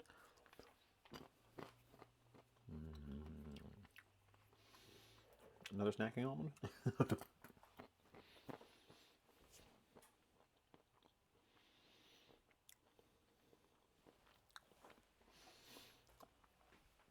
I don't know if this stuff will melt very well. This one, the first ingredient is almonds. The second ingredient is maple sugar.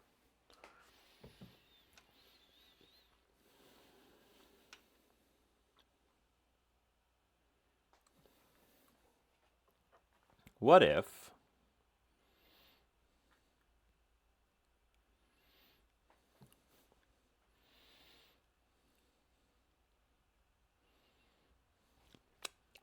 I scoop way too much of this stuff out?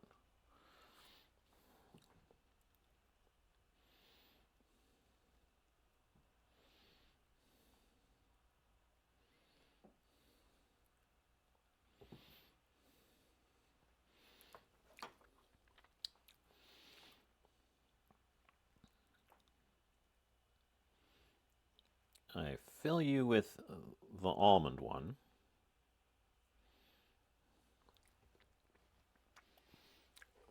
And an almond.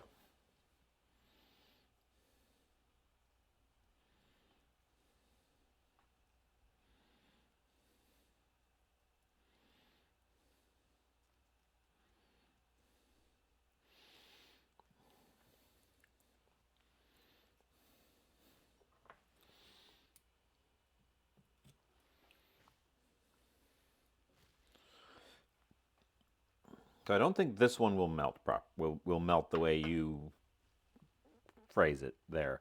Um,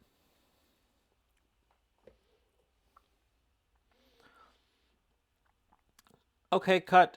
Good night. Gute Nacht.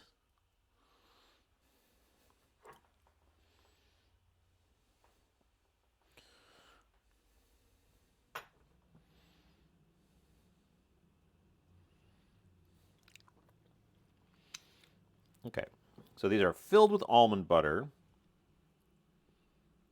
and an almond. And kind of glued them back shut.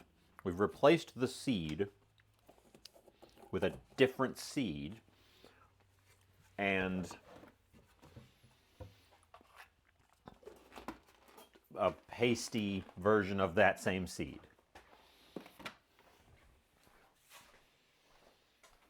I wonder if this pistachio stuff will melt, because it is mostly oil. You need a little pan. Because that could be if that works, where's my little tiny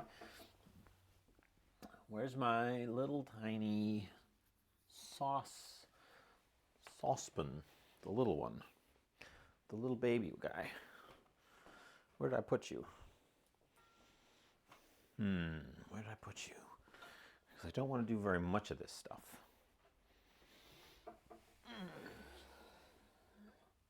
How's the vegetables coming? Anybody keep an eye on them for me?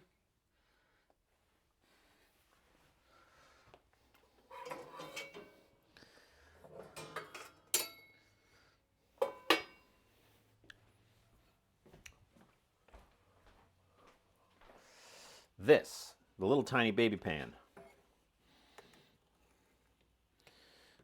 What if we just take a scoop of this stuff?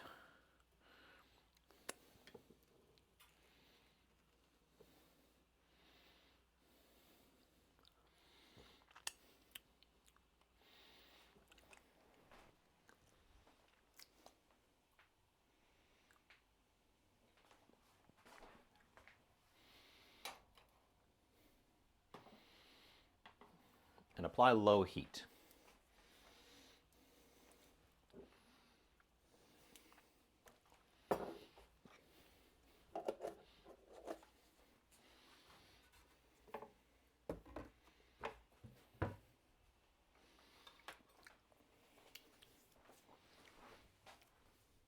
Will it melt?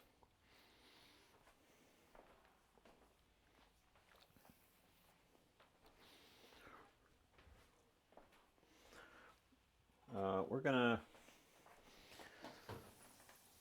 Ooh, steamy.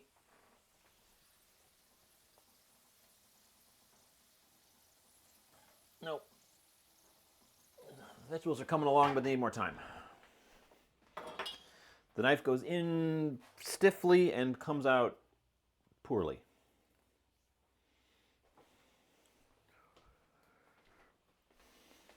So, if this stuff melts, which it looks like it's doing, ooh, it is melting. Okay. If that stuff's melting, we just want it to melt really gently. We want it to be sticky and gooey.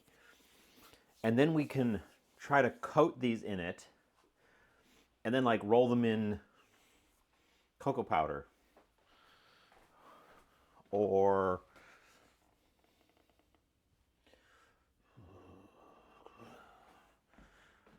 probably cocoa powder. We could try cinnamon. We could do cinnamon sugar. Ooh, I think I've got cinnamon sugar. I do. We're gonna coat them in cinnamon sugar. Ooh. Okay. We're cooking. We're making a weird dessert. That's something I don't do very often. We're in for a treat. Look at that stuff. Look at that stuff gooify.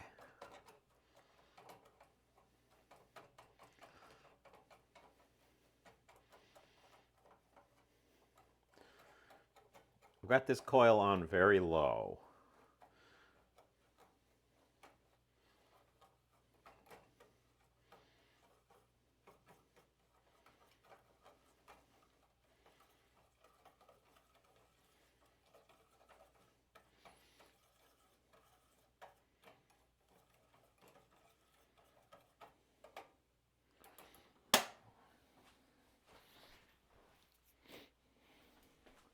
Ooh, it's a thing. Ooh, it's a thing. Little spatula. Little spatula.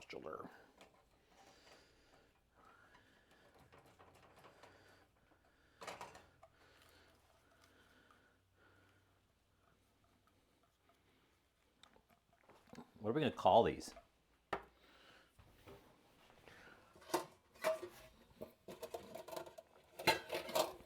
Glass bowl.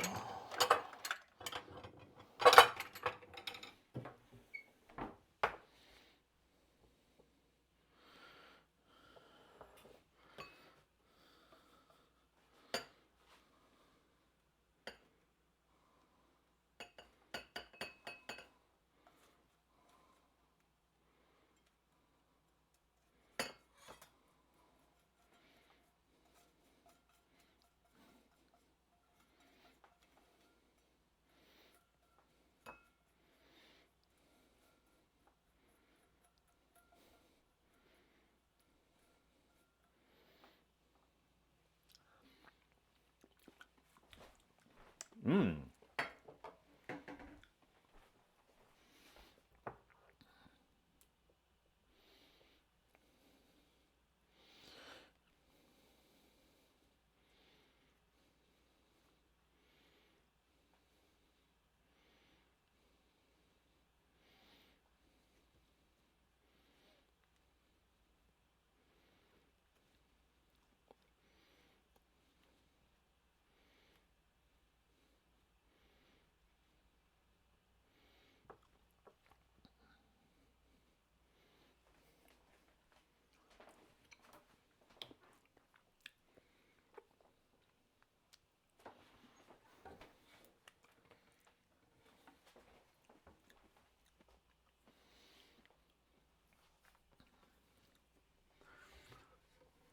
I want a little.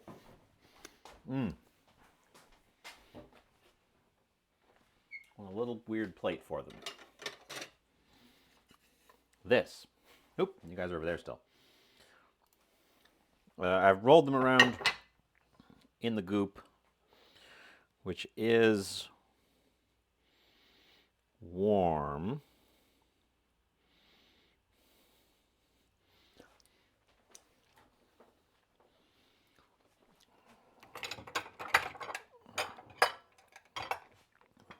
I want it to firm up a little bit more so that I can roll a little bit more of it on them.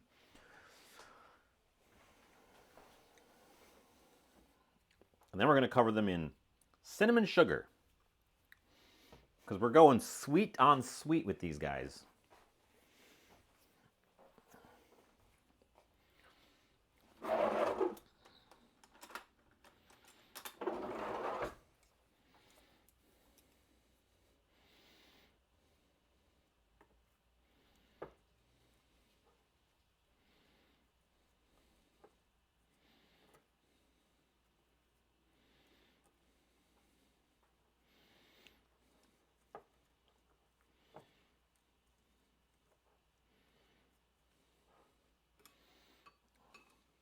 Fascinating.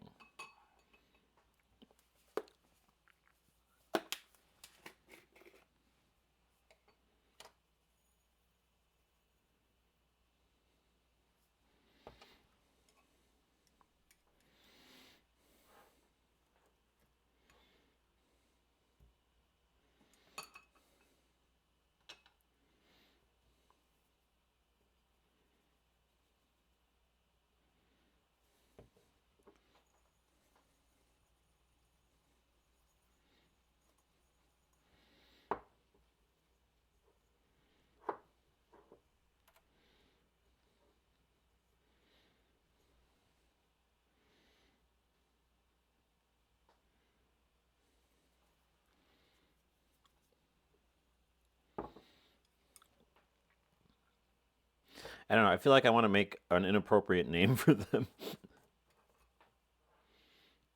Like, I don't know. I'm blanking.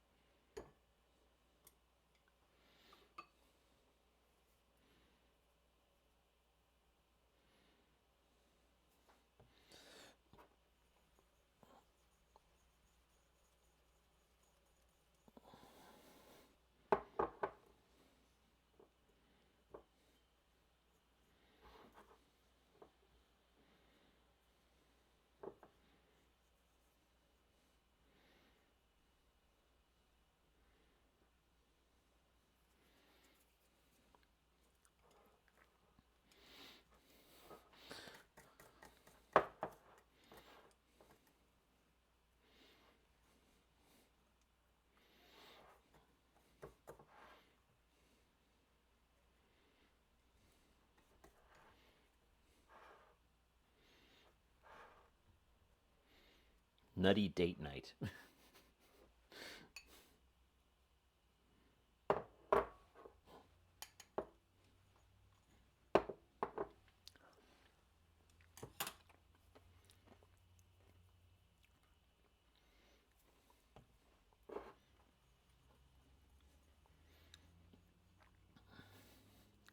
I don't know. I'm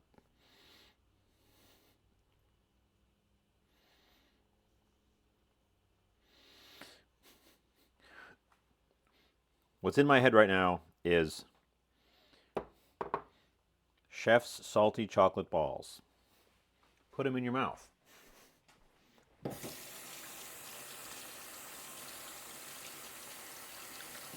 From South Park.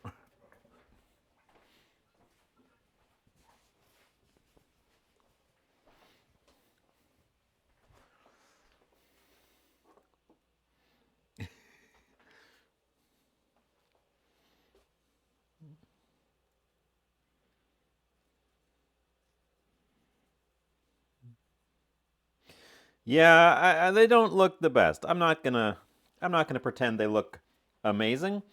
Um, they do look a little bit like the cat turds. You're not wrong. You're not wrong. We're gonna taste this part. Mmm. Tastes exactly like it did before.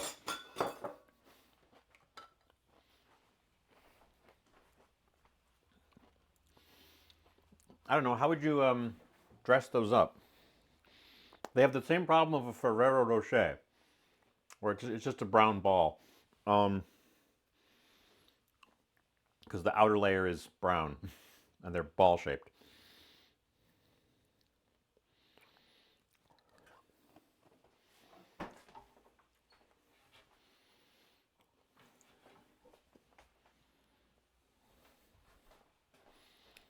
But I bet you they're going to be just absolutely delicious. Is the thing. I'm going to take a picture. Hopefully the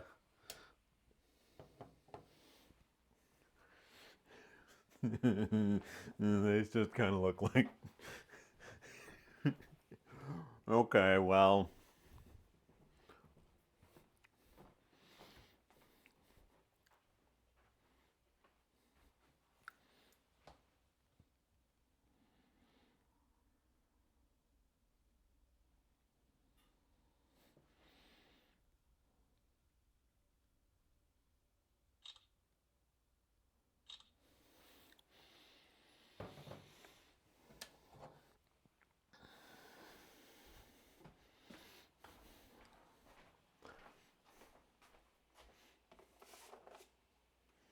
Drizzle white chocolate. Do I have any? I do not have any.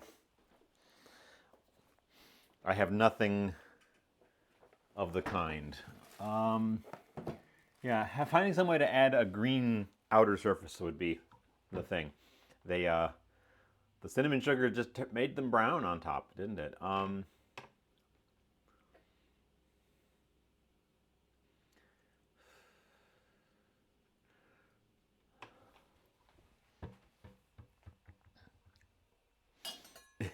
Well, they're going to be delicious.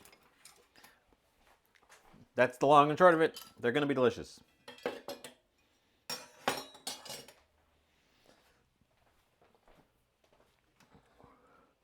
I'm through fussing with them.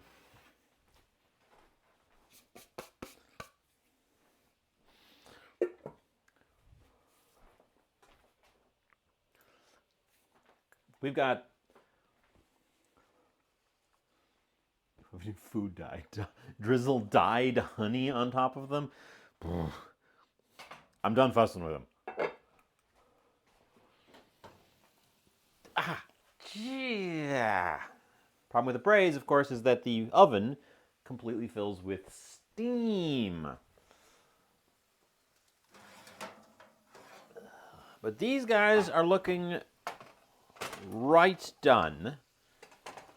And they were my measuring stick. They got little brown parts on them. That's what you want to see.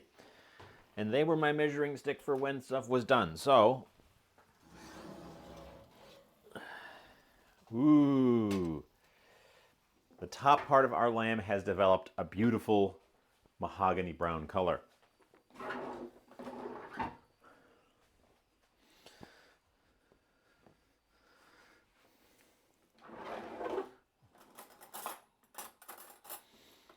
Get a fork. Yeah, the vegetables in here are going to be very well done. Those ones are well done. The meat still has some resistance to it. It's not going to be just disintegrate tender, which is fine.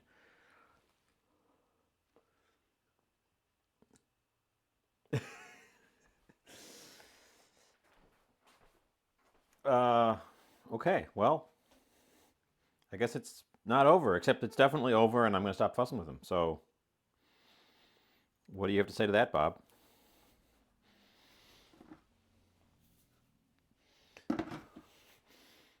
We made 3 little delicious cat turds, and that's what we're going to call them. I tossed them in the lamb fat. I threw some lamb fat in the dish and tossed them in it before I threw them in the oven. So they do have a little bit of that on them now. Also, the lamb fat, which I put in the fridge, is not snow white. It is a distinctly orange color now that it is solidified. That's interesting. Interesting to note. Tough to say what that's coming from because there was wine in the liquid. So, okay, that guy's coming out of there. We're going to use the liquids in there. There's more fat. We're going to use it this time.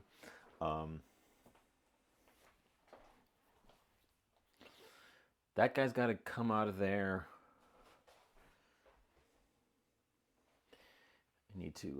I do need to do some dishes. I need to wash our cutting board and our knife.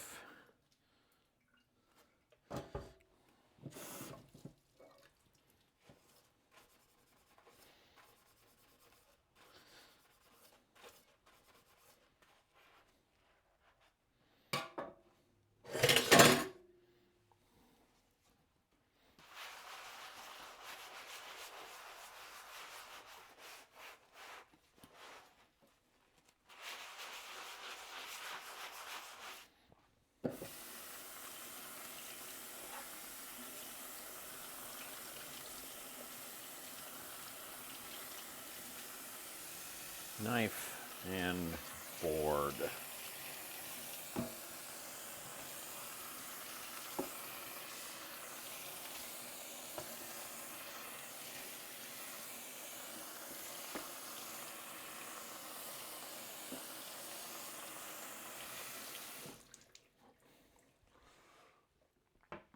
And dry them off. Okay. Because we want the slicer.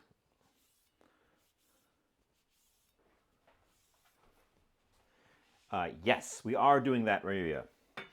We are intending to use the liquid, which is still very liquidy in there, to make a thick gravy, but that requires pulling the meat piece out and removing the vegetables.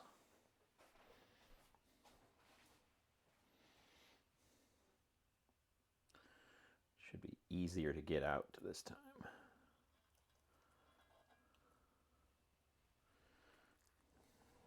just gonna set him over here. We're gonna turn that garlic.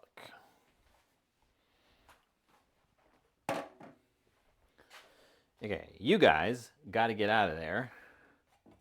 Well, the liquid's got to get out of there. They don't necessarily have to get out of that pot.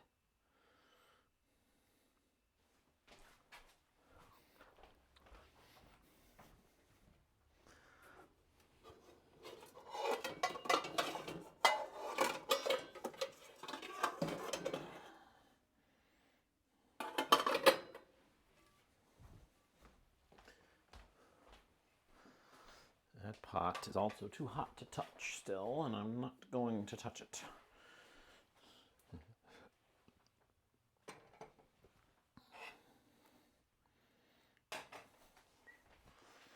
I'm not sure how much we've got.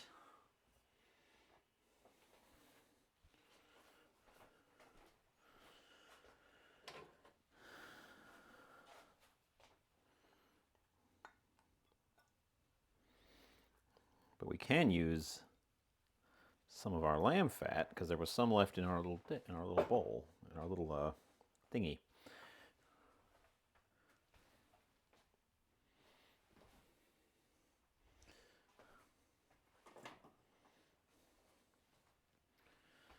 Yonder. Why do I keep doing that? Why do I keep doing that?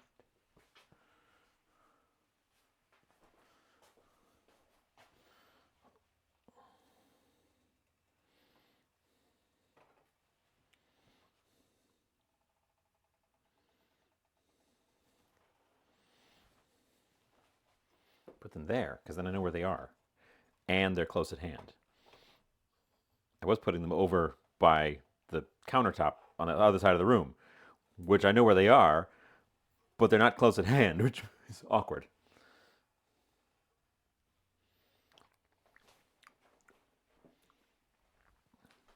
Okay.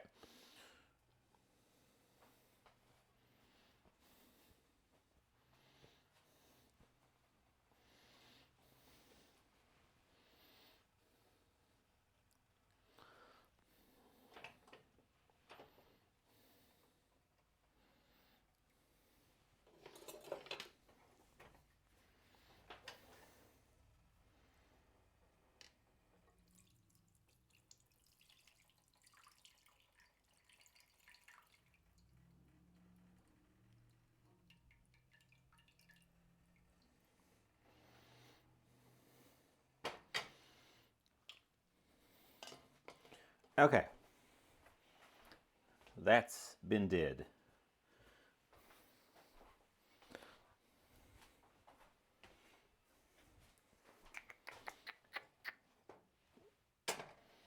Put y'all back there. That's got to get hot again. The roasted ones.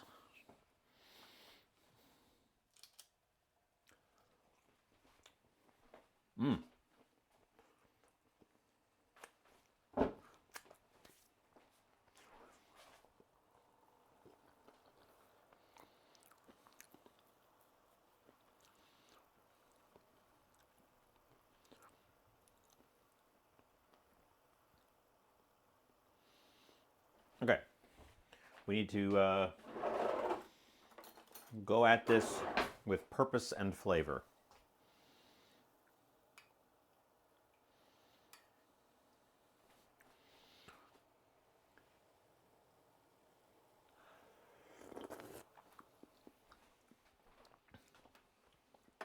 Ooh, it's good. It's meaty. It's not very salty. Gonna add a little bit of salt. We're gonna turn the heat down a bit on it.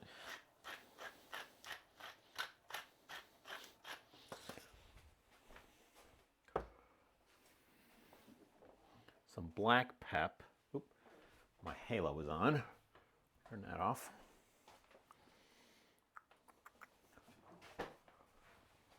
Oh, I think I want to add a little bit of fresh wine to it, because we don't have a lot of that wine flavor left.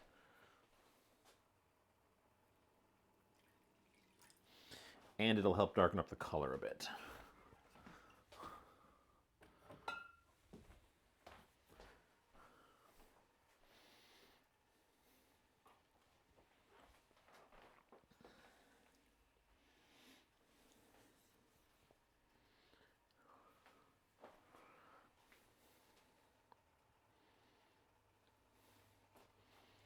We don't need that guy.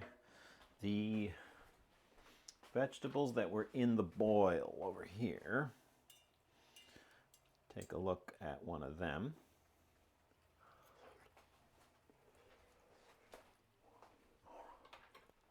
They're hot. They're boiling hot.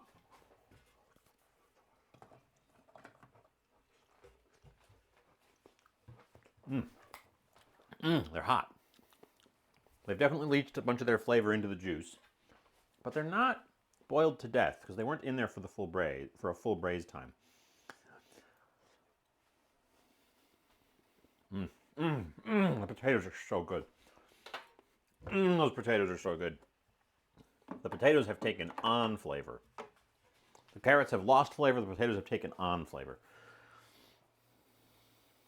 There's a piece of meat in there. There's a loose piece of meat in there. Hold up, hold up. We get to preview the meat. A little piece fell off. It's tender.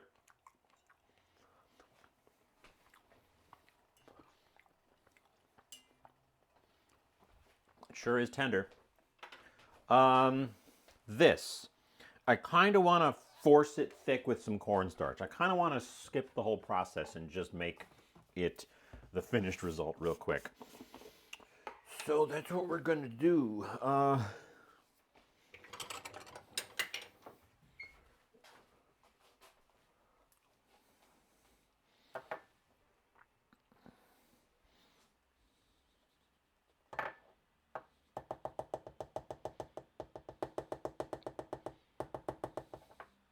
Come on.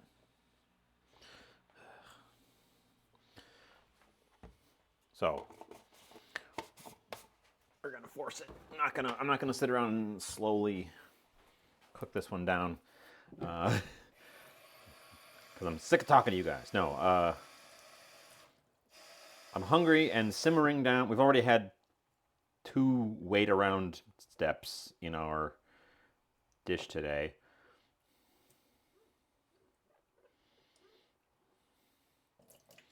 Rather than have a third, we're just going to force it. Cornstarch goes in, stir.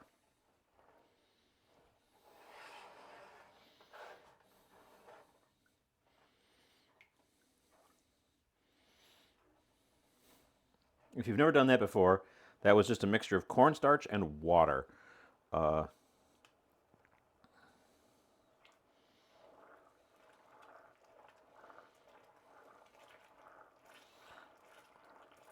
You have to pre-hydrate your cornstarch. If you put it in straight, it will form lumps.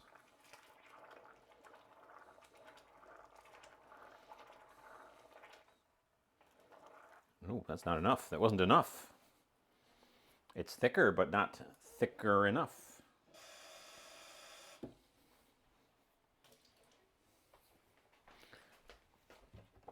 Okay, well, I guess we'll go a little bit harder with it. I do not have arrowroot. I have cornstarch, tapioca, potato starch, cassava flour, which is different than tapioca starch.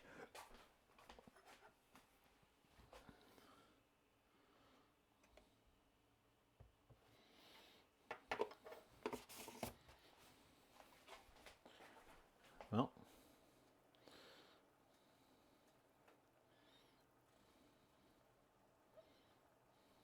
tapioca would work.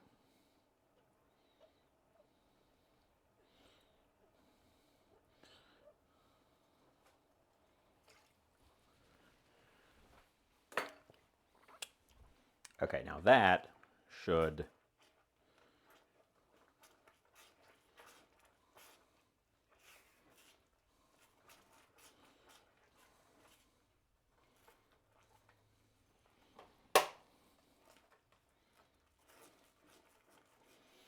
well, that was perhaps a little bit too much. We're going to whisk that.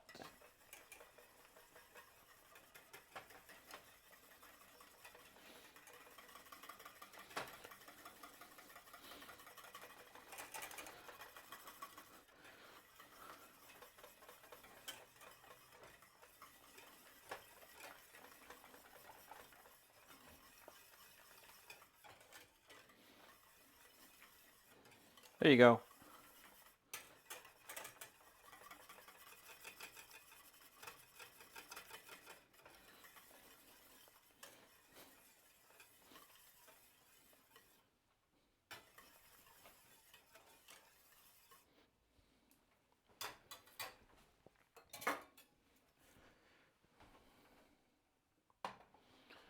Off the heat, grab our spoon. Oh, I don't want to add more fat to it, I don't think.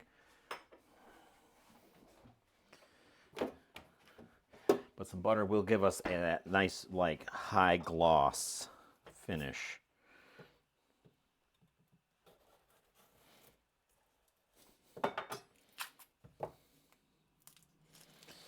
We can even do it completely off the heat because all it has to do is melt.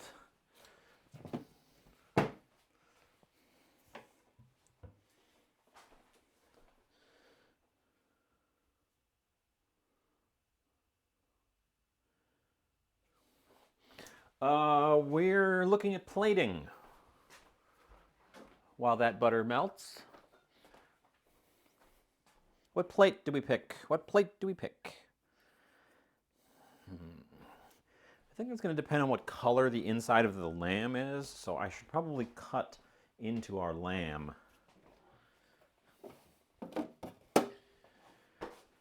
You guys generally know what plates I've got. What do you got? What do you think? What's a good pick?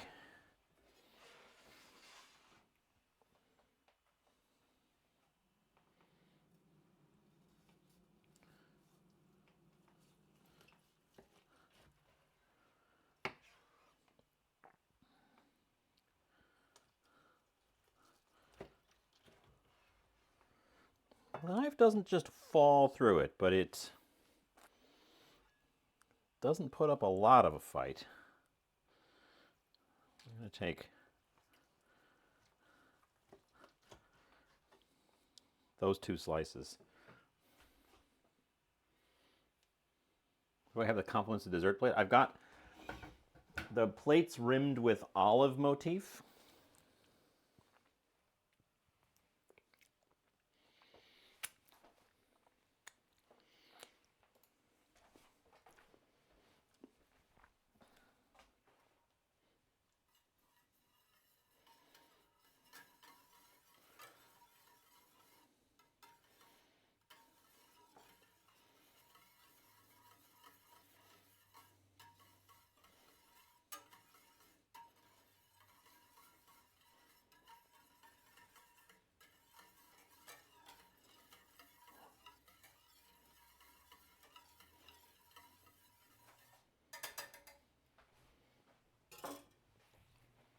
But they're brown is the problem. I don't have any other plant-themed ones. I want a light color today. I think I'm going to go with the old-fashionedest choice. The oldest fashionedest choice of them all, which is completely plain white.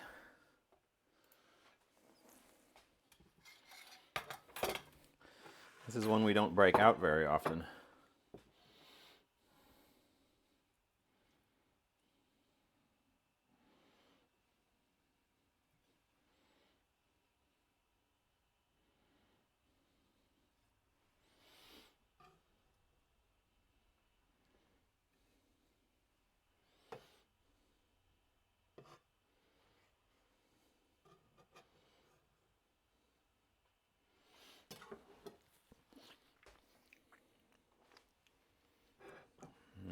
I'm tempted to do another slice because I want to take up more of the plate.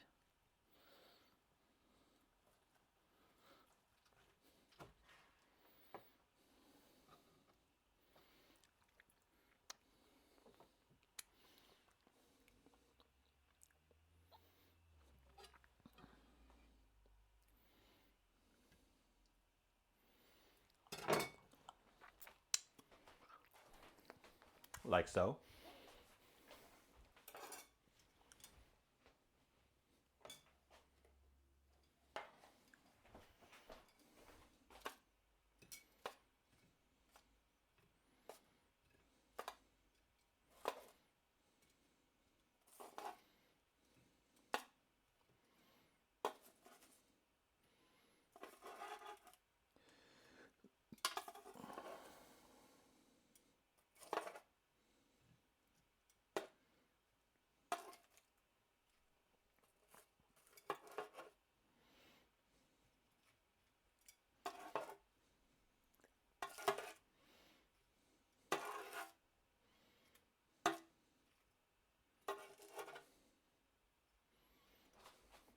The potatoes in the braise were still very good, but I'm going to fish out specifically garlics and add them to our plate here. Because I think that they are, well, I should probably taste one.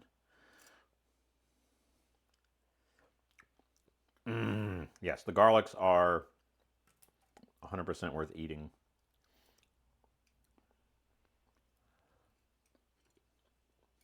I'm sure the potatoes. I mean, honestly, we could have. We originally were going to serve the boiled veggies, and the roast ones came about because I was overzealous with my veggies, but.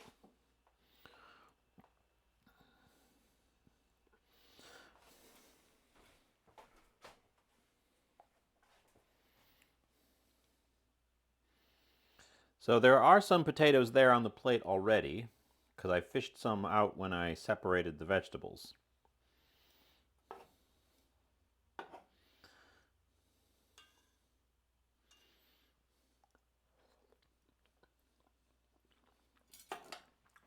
The vegetables from the braise are pretty good. I think our plate is looking full up though, so we're gonna gravy, garnish, and serve. Call it a day.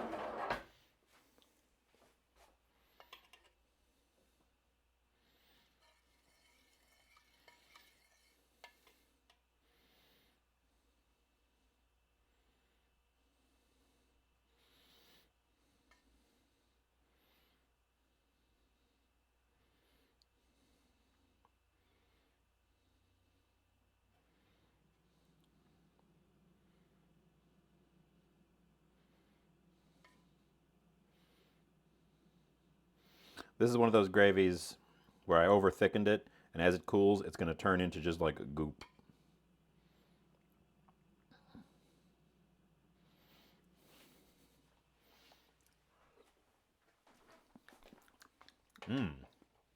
Yeah, definitely over thickened it. Definitely made that second cornstarch a little bit too much. The first one was not enough. Second one was too much.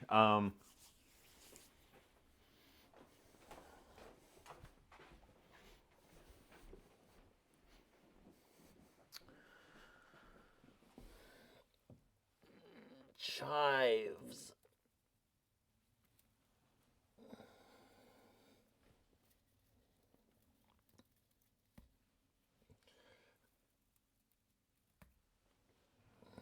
For garnish today. Looks like soon we'll have chive blossoms for garnish. Because this chive is putting up a flower spike.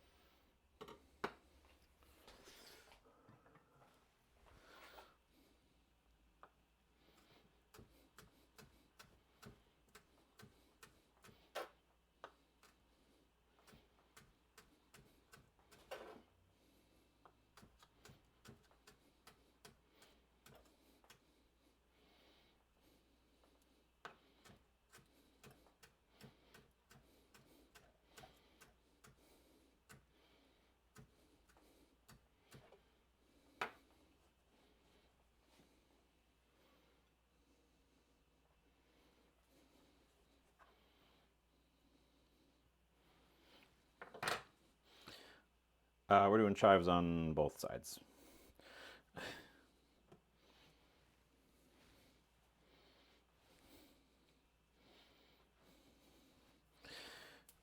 Ta-da!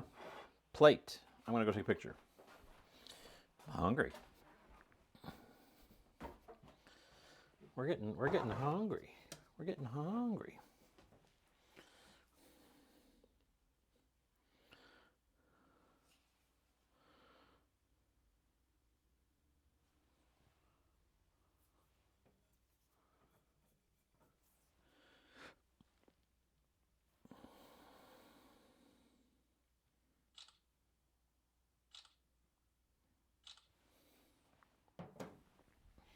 Okay, coming back.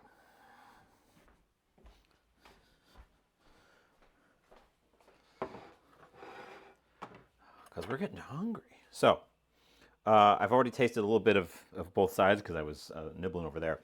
But I'm going to start with the lamb.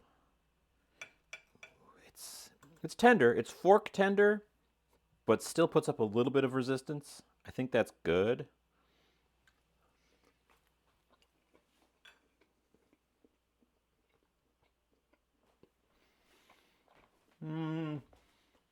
Honestly, that part was just a smidge dry.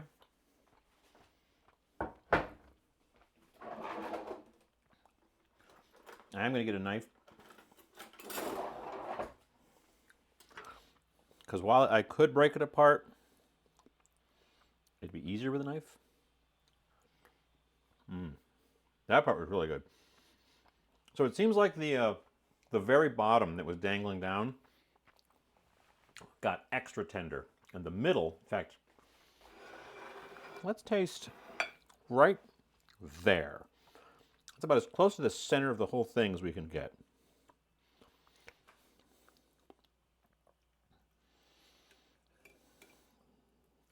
That bit that was dangling down the bottom would have gotten very tender. This bit, just above it, would have been shielded from above from the heat and would never have gotten down to the point where it, yeah, and it definitely is a knife-worthy piece of meat.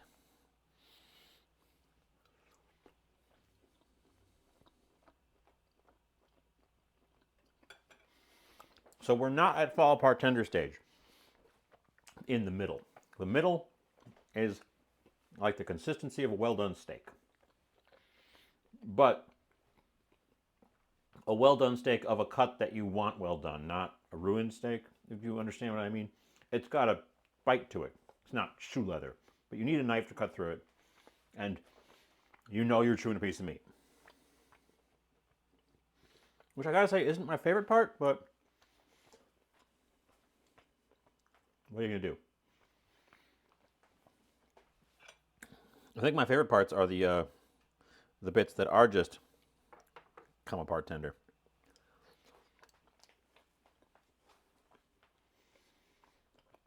So, knowing that, I probably should have pressure cooked the whole thing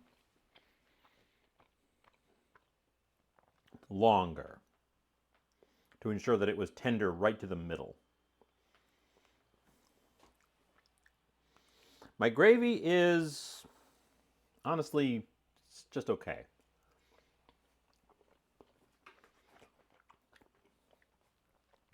It brings some needed salt, because we did not pre-season the meat. Literally, you watched me open it. Which means there was no salt in the meat. And it was never fully immersed in a salty liquid for it to extract salt into it during cooking either. So it's a little undersalted. It needs the salt of the gravy, which is fine. It is. The parts that are really good are really good. I want to try the top as well. The top still had some of its fat cap intact. That bit there.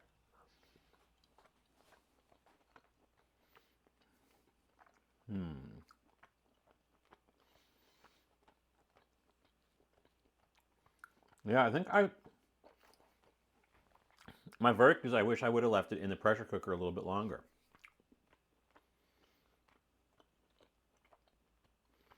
Because I wish it was more fall apart tender. I wish the fat bit didn't have any chew left to it. Because there's a little bit of, just a little bit of chew left in that fat.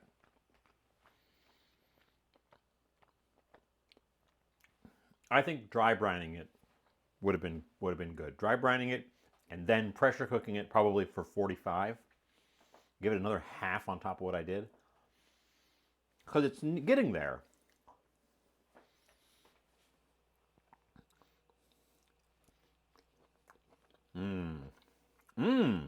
Ooh. The spices I put on the roast vegetables are actually really nice.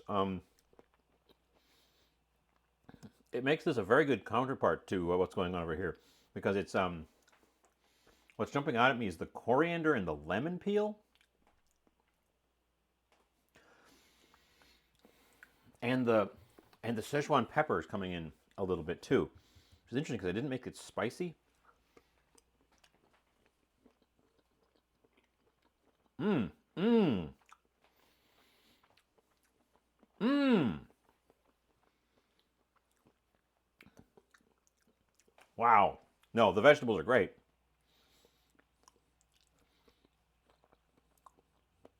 Mmm. What did I put on those? It was lemon zest, black pepper, coriander,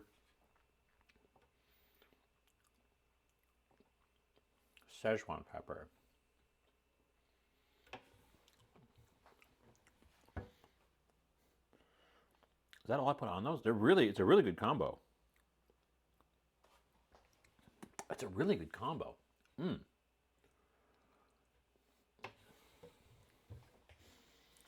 And of course, a little bit of lamb fat.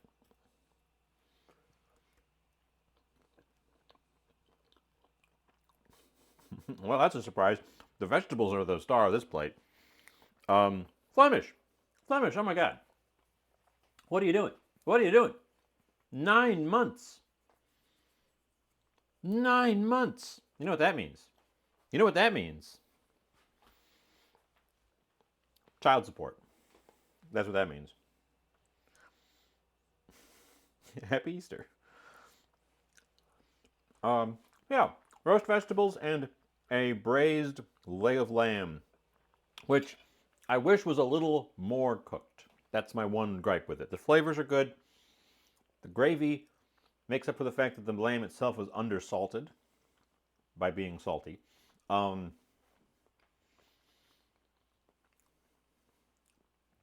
just wish I had left it in there a little bit longer, and I might actually I bet you the end bit here is quite good because it's all exposed.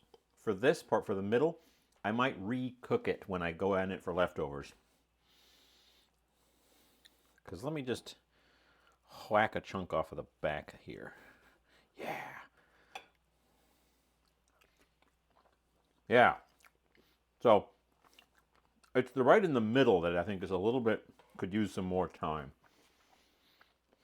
Because that bit was spot on.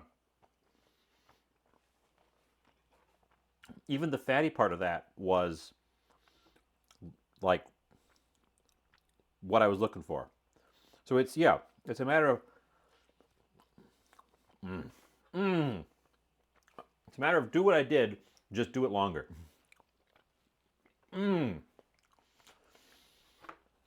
I played the wrong piece. That's the piece. That right there is the piece. Oh yeah, Flemish. You think this looks good? Wait till you see dessert. It's 3 cat turds I dug out of the litter box on a metal ginkgo leaf.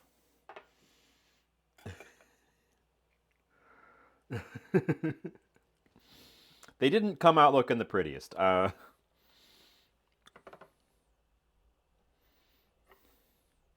Ooh, they've firmed up though.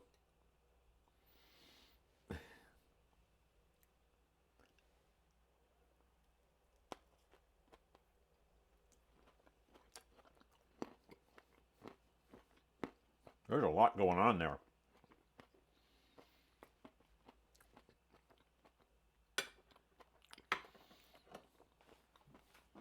There's a lot going on there. They're extremely nutty balls.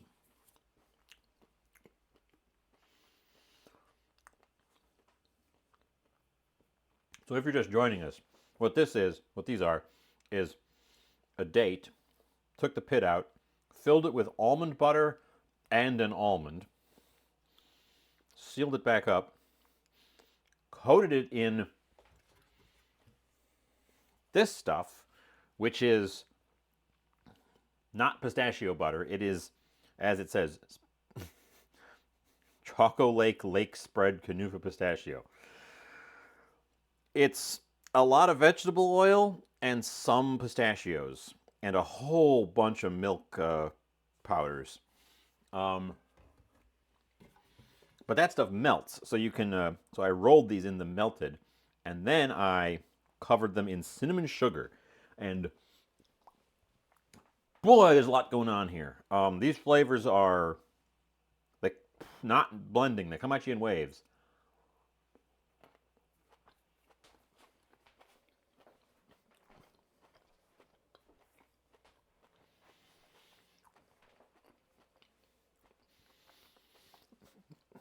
It's almond butter hitting first, coming in hot.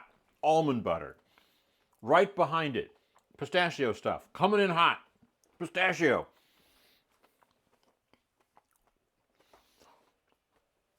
Which is interesting because the almond butter is in the middle. But man, almond butter, it's coming. You can't stop it. It's here.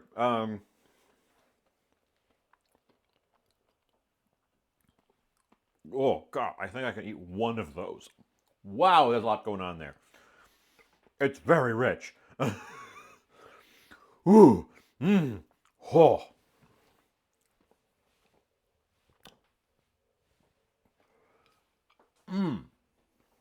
It's very sweet, but it's really rich. It's so fatty and rich from the two different nut butters that are in there that it's kind of skewing it away from sweet, which is crazy.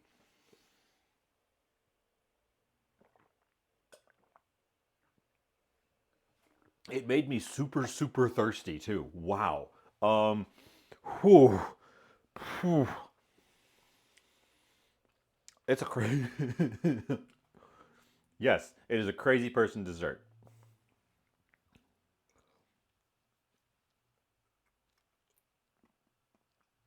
Whew, whew. Another moisten. Another moisten because I already finished my water. Oh my god. Oh my god. Whew. More.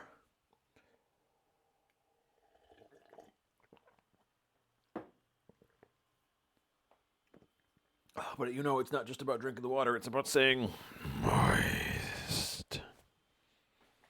Um, mm, ooh, ooh. Okay. Not having a second one of those right away. Those are crazy. Those are wild. They're tasty, but wild.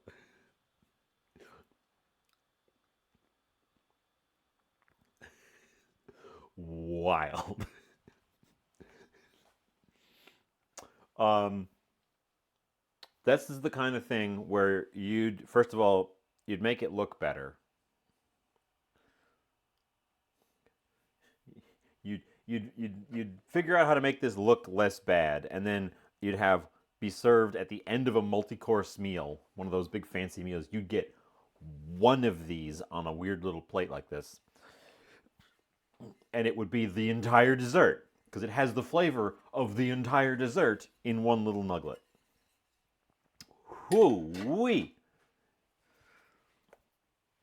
Probably covered in white chocolate. That would make it look better. That actually might make it balance it out a little bit. Honestly, what it needs is more sweet. The fat from the two nut butters has skewed it. Uh, I I think you I think you do this. You keep the almond butter. You keep the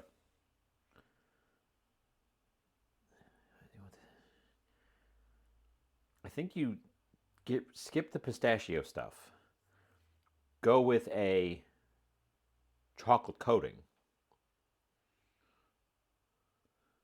and that would work out. It could be white chocolate. It could be regular chocolate.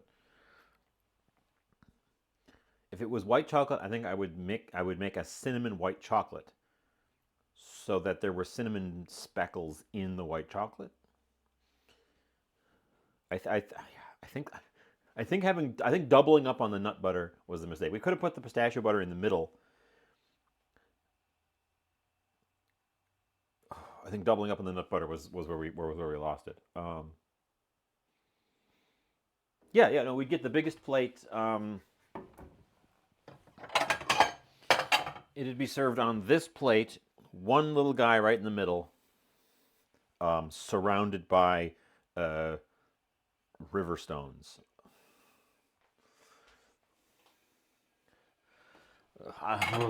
You, you could maybe mix them together. The pistachio stuff is much stiffer when it's cold than the almond one because it's not actually a proper nut butter. I think you just skipped the pistachio stuff. I kind of understand, like this stuff was in the clearance bin, and I kind of understand why it's in the clearance bin because it's kind of a weird thing. It's not just pistachio butter, which is what I thought it was when I saw it initially. So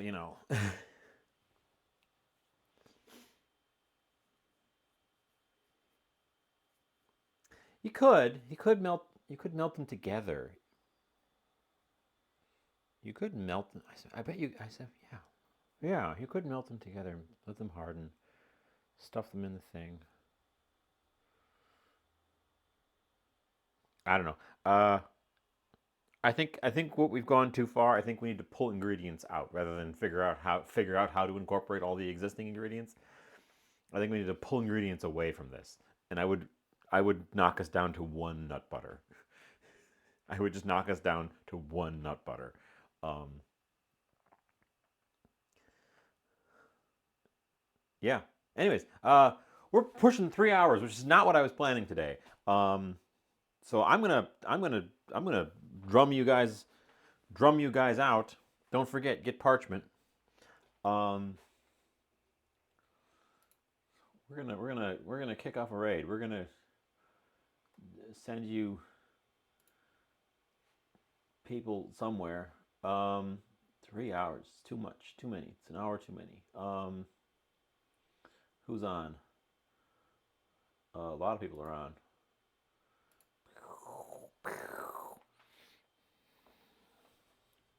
That was an interesting stream. I'm not gonna lie. We had a time. Oh, we can't raid. We can't raid Chef because they're raiding. Hold on.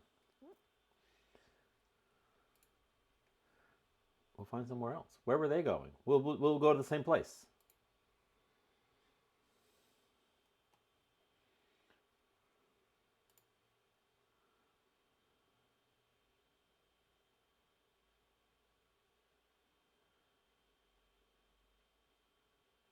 Bob.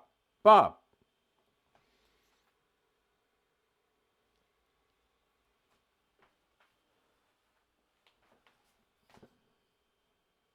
Oh. So we can't raid each other at the same time. So am I being raided?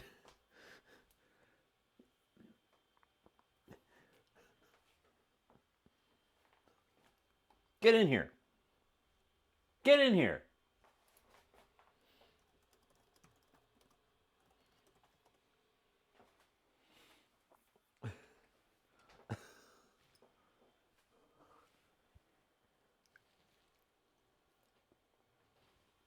Okay.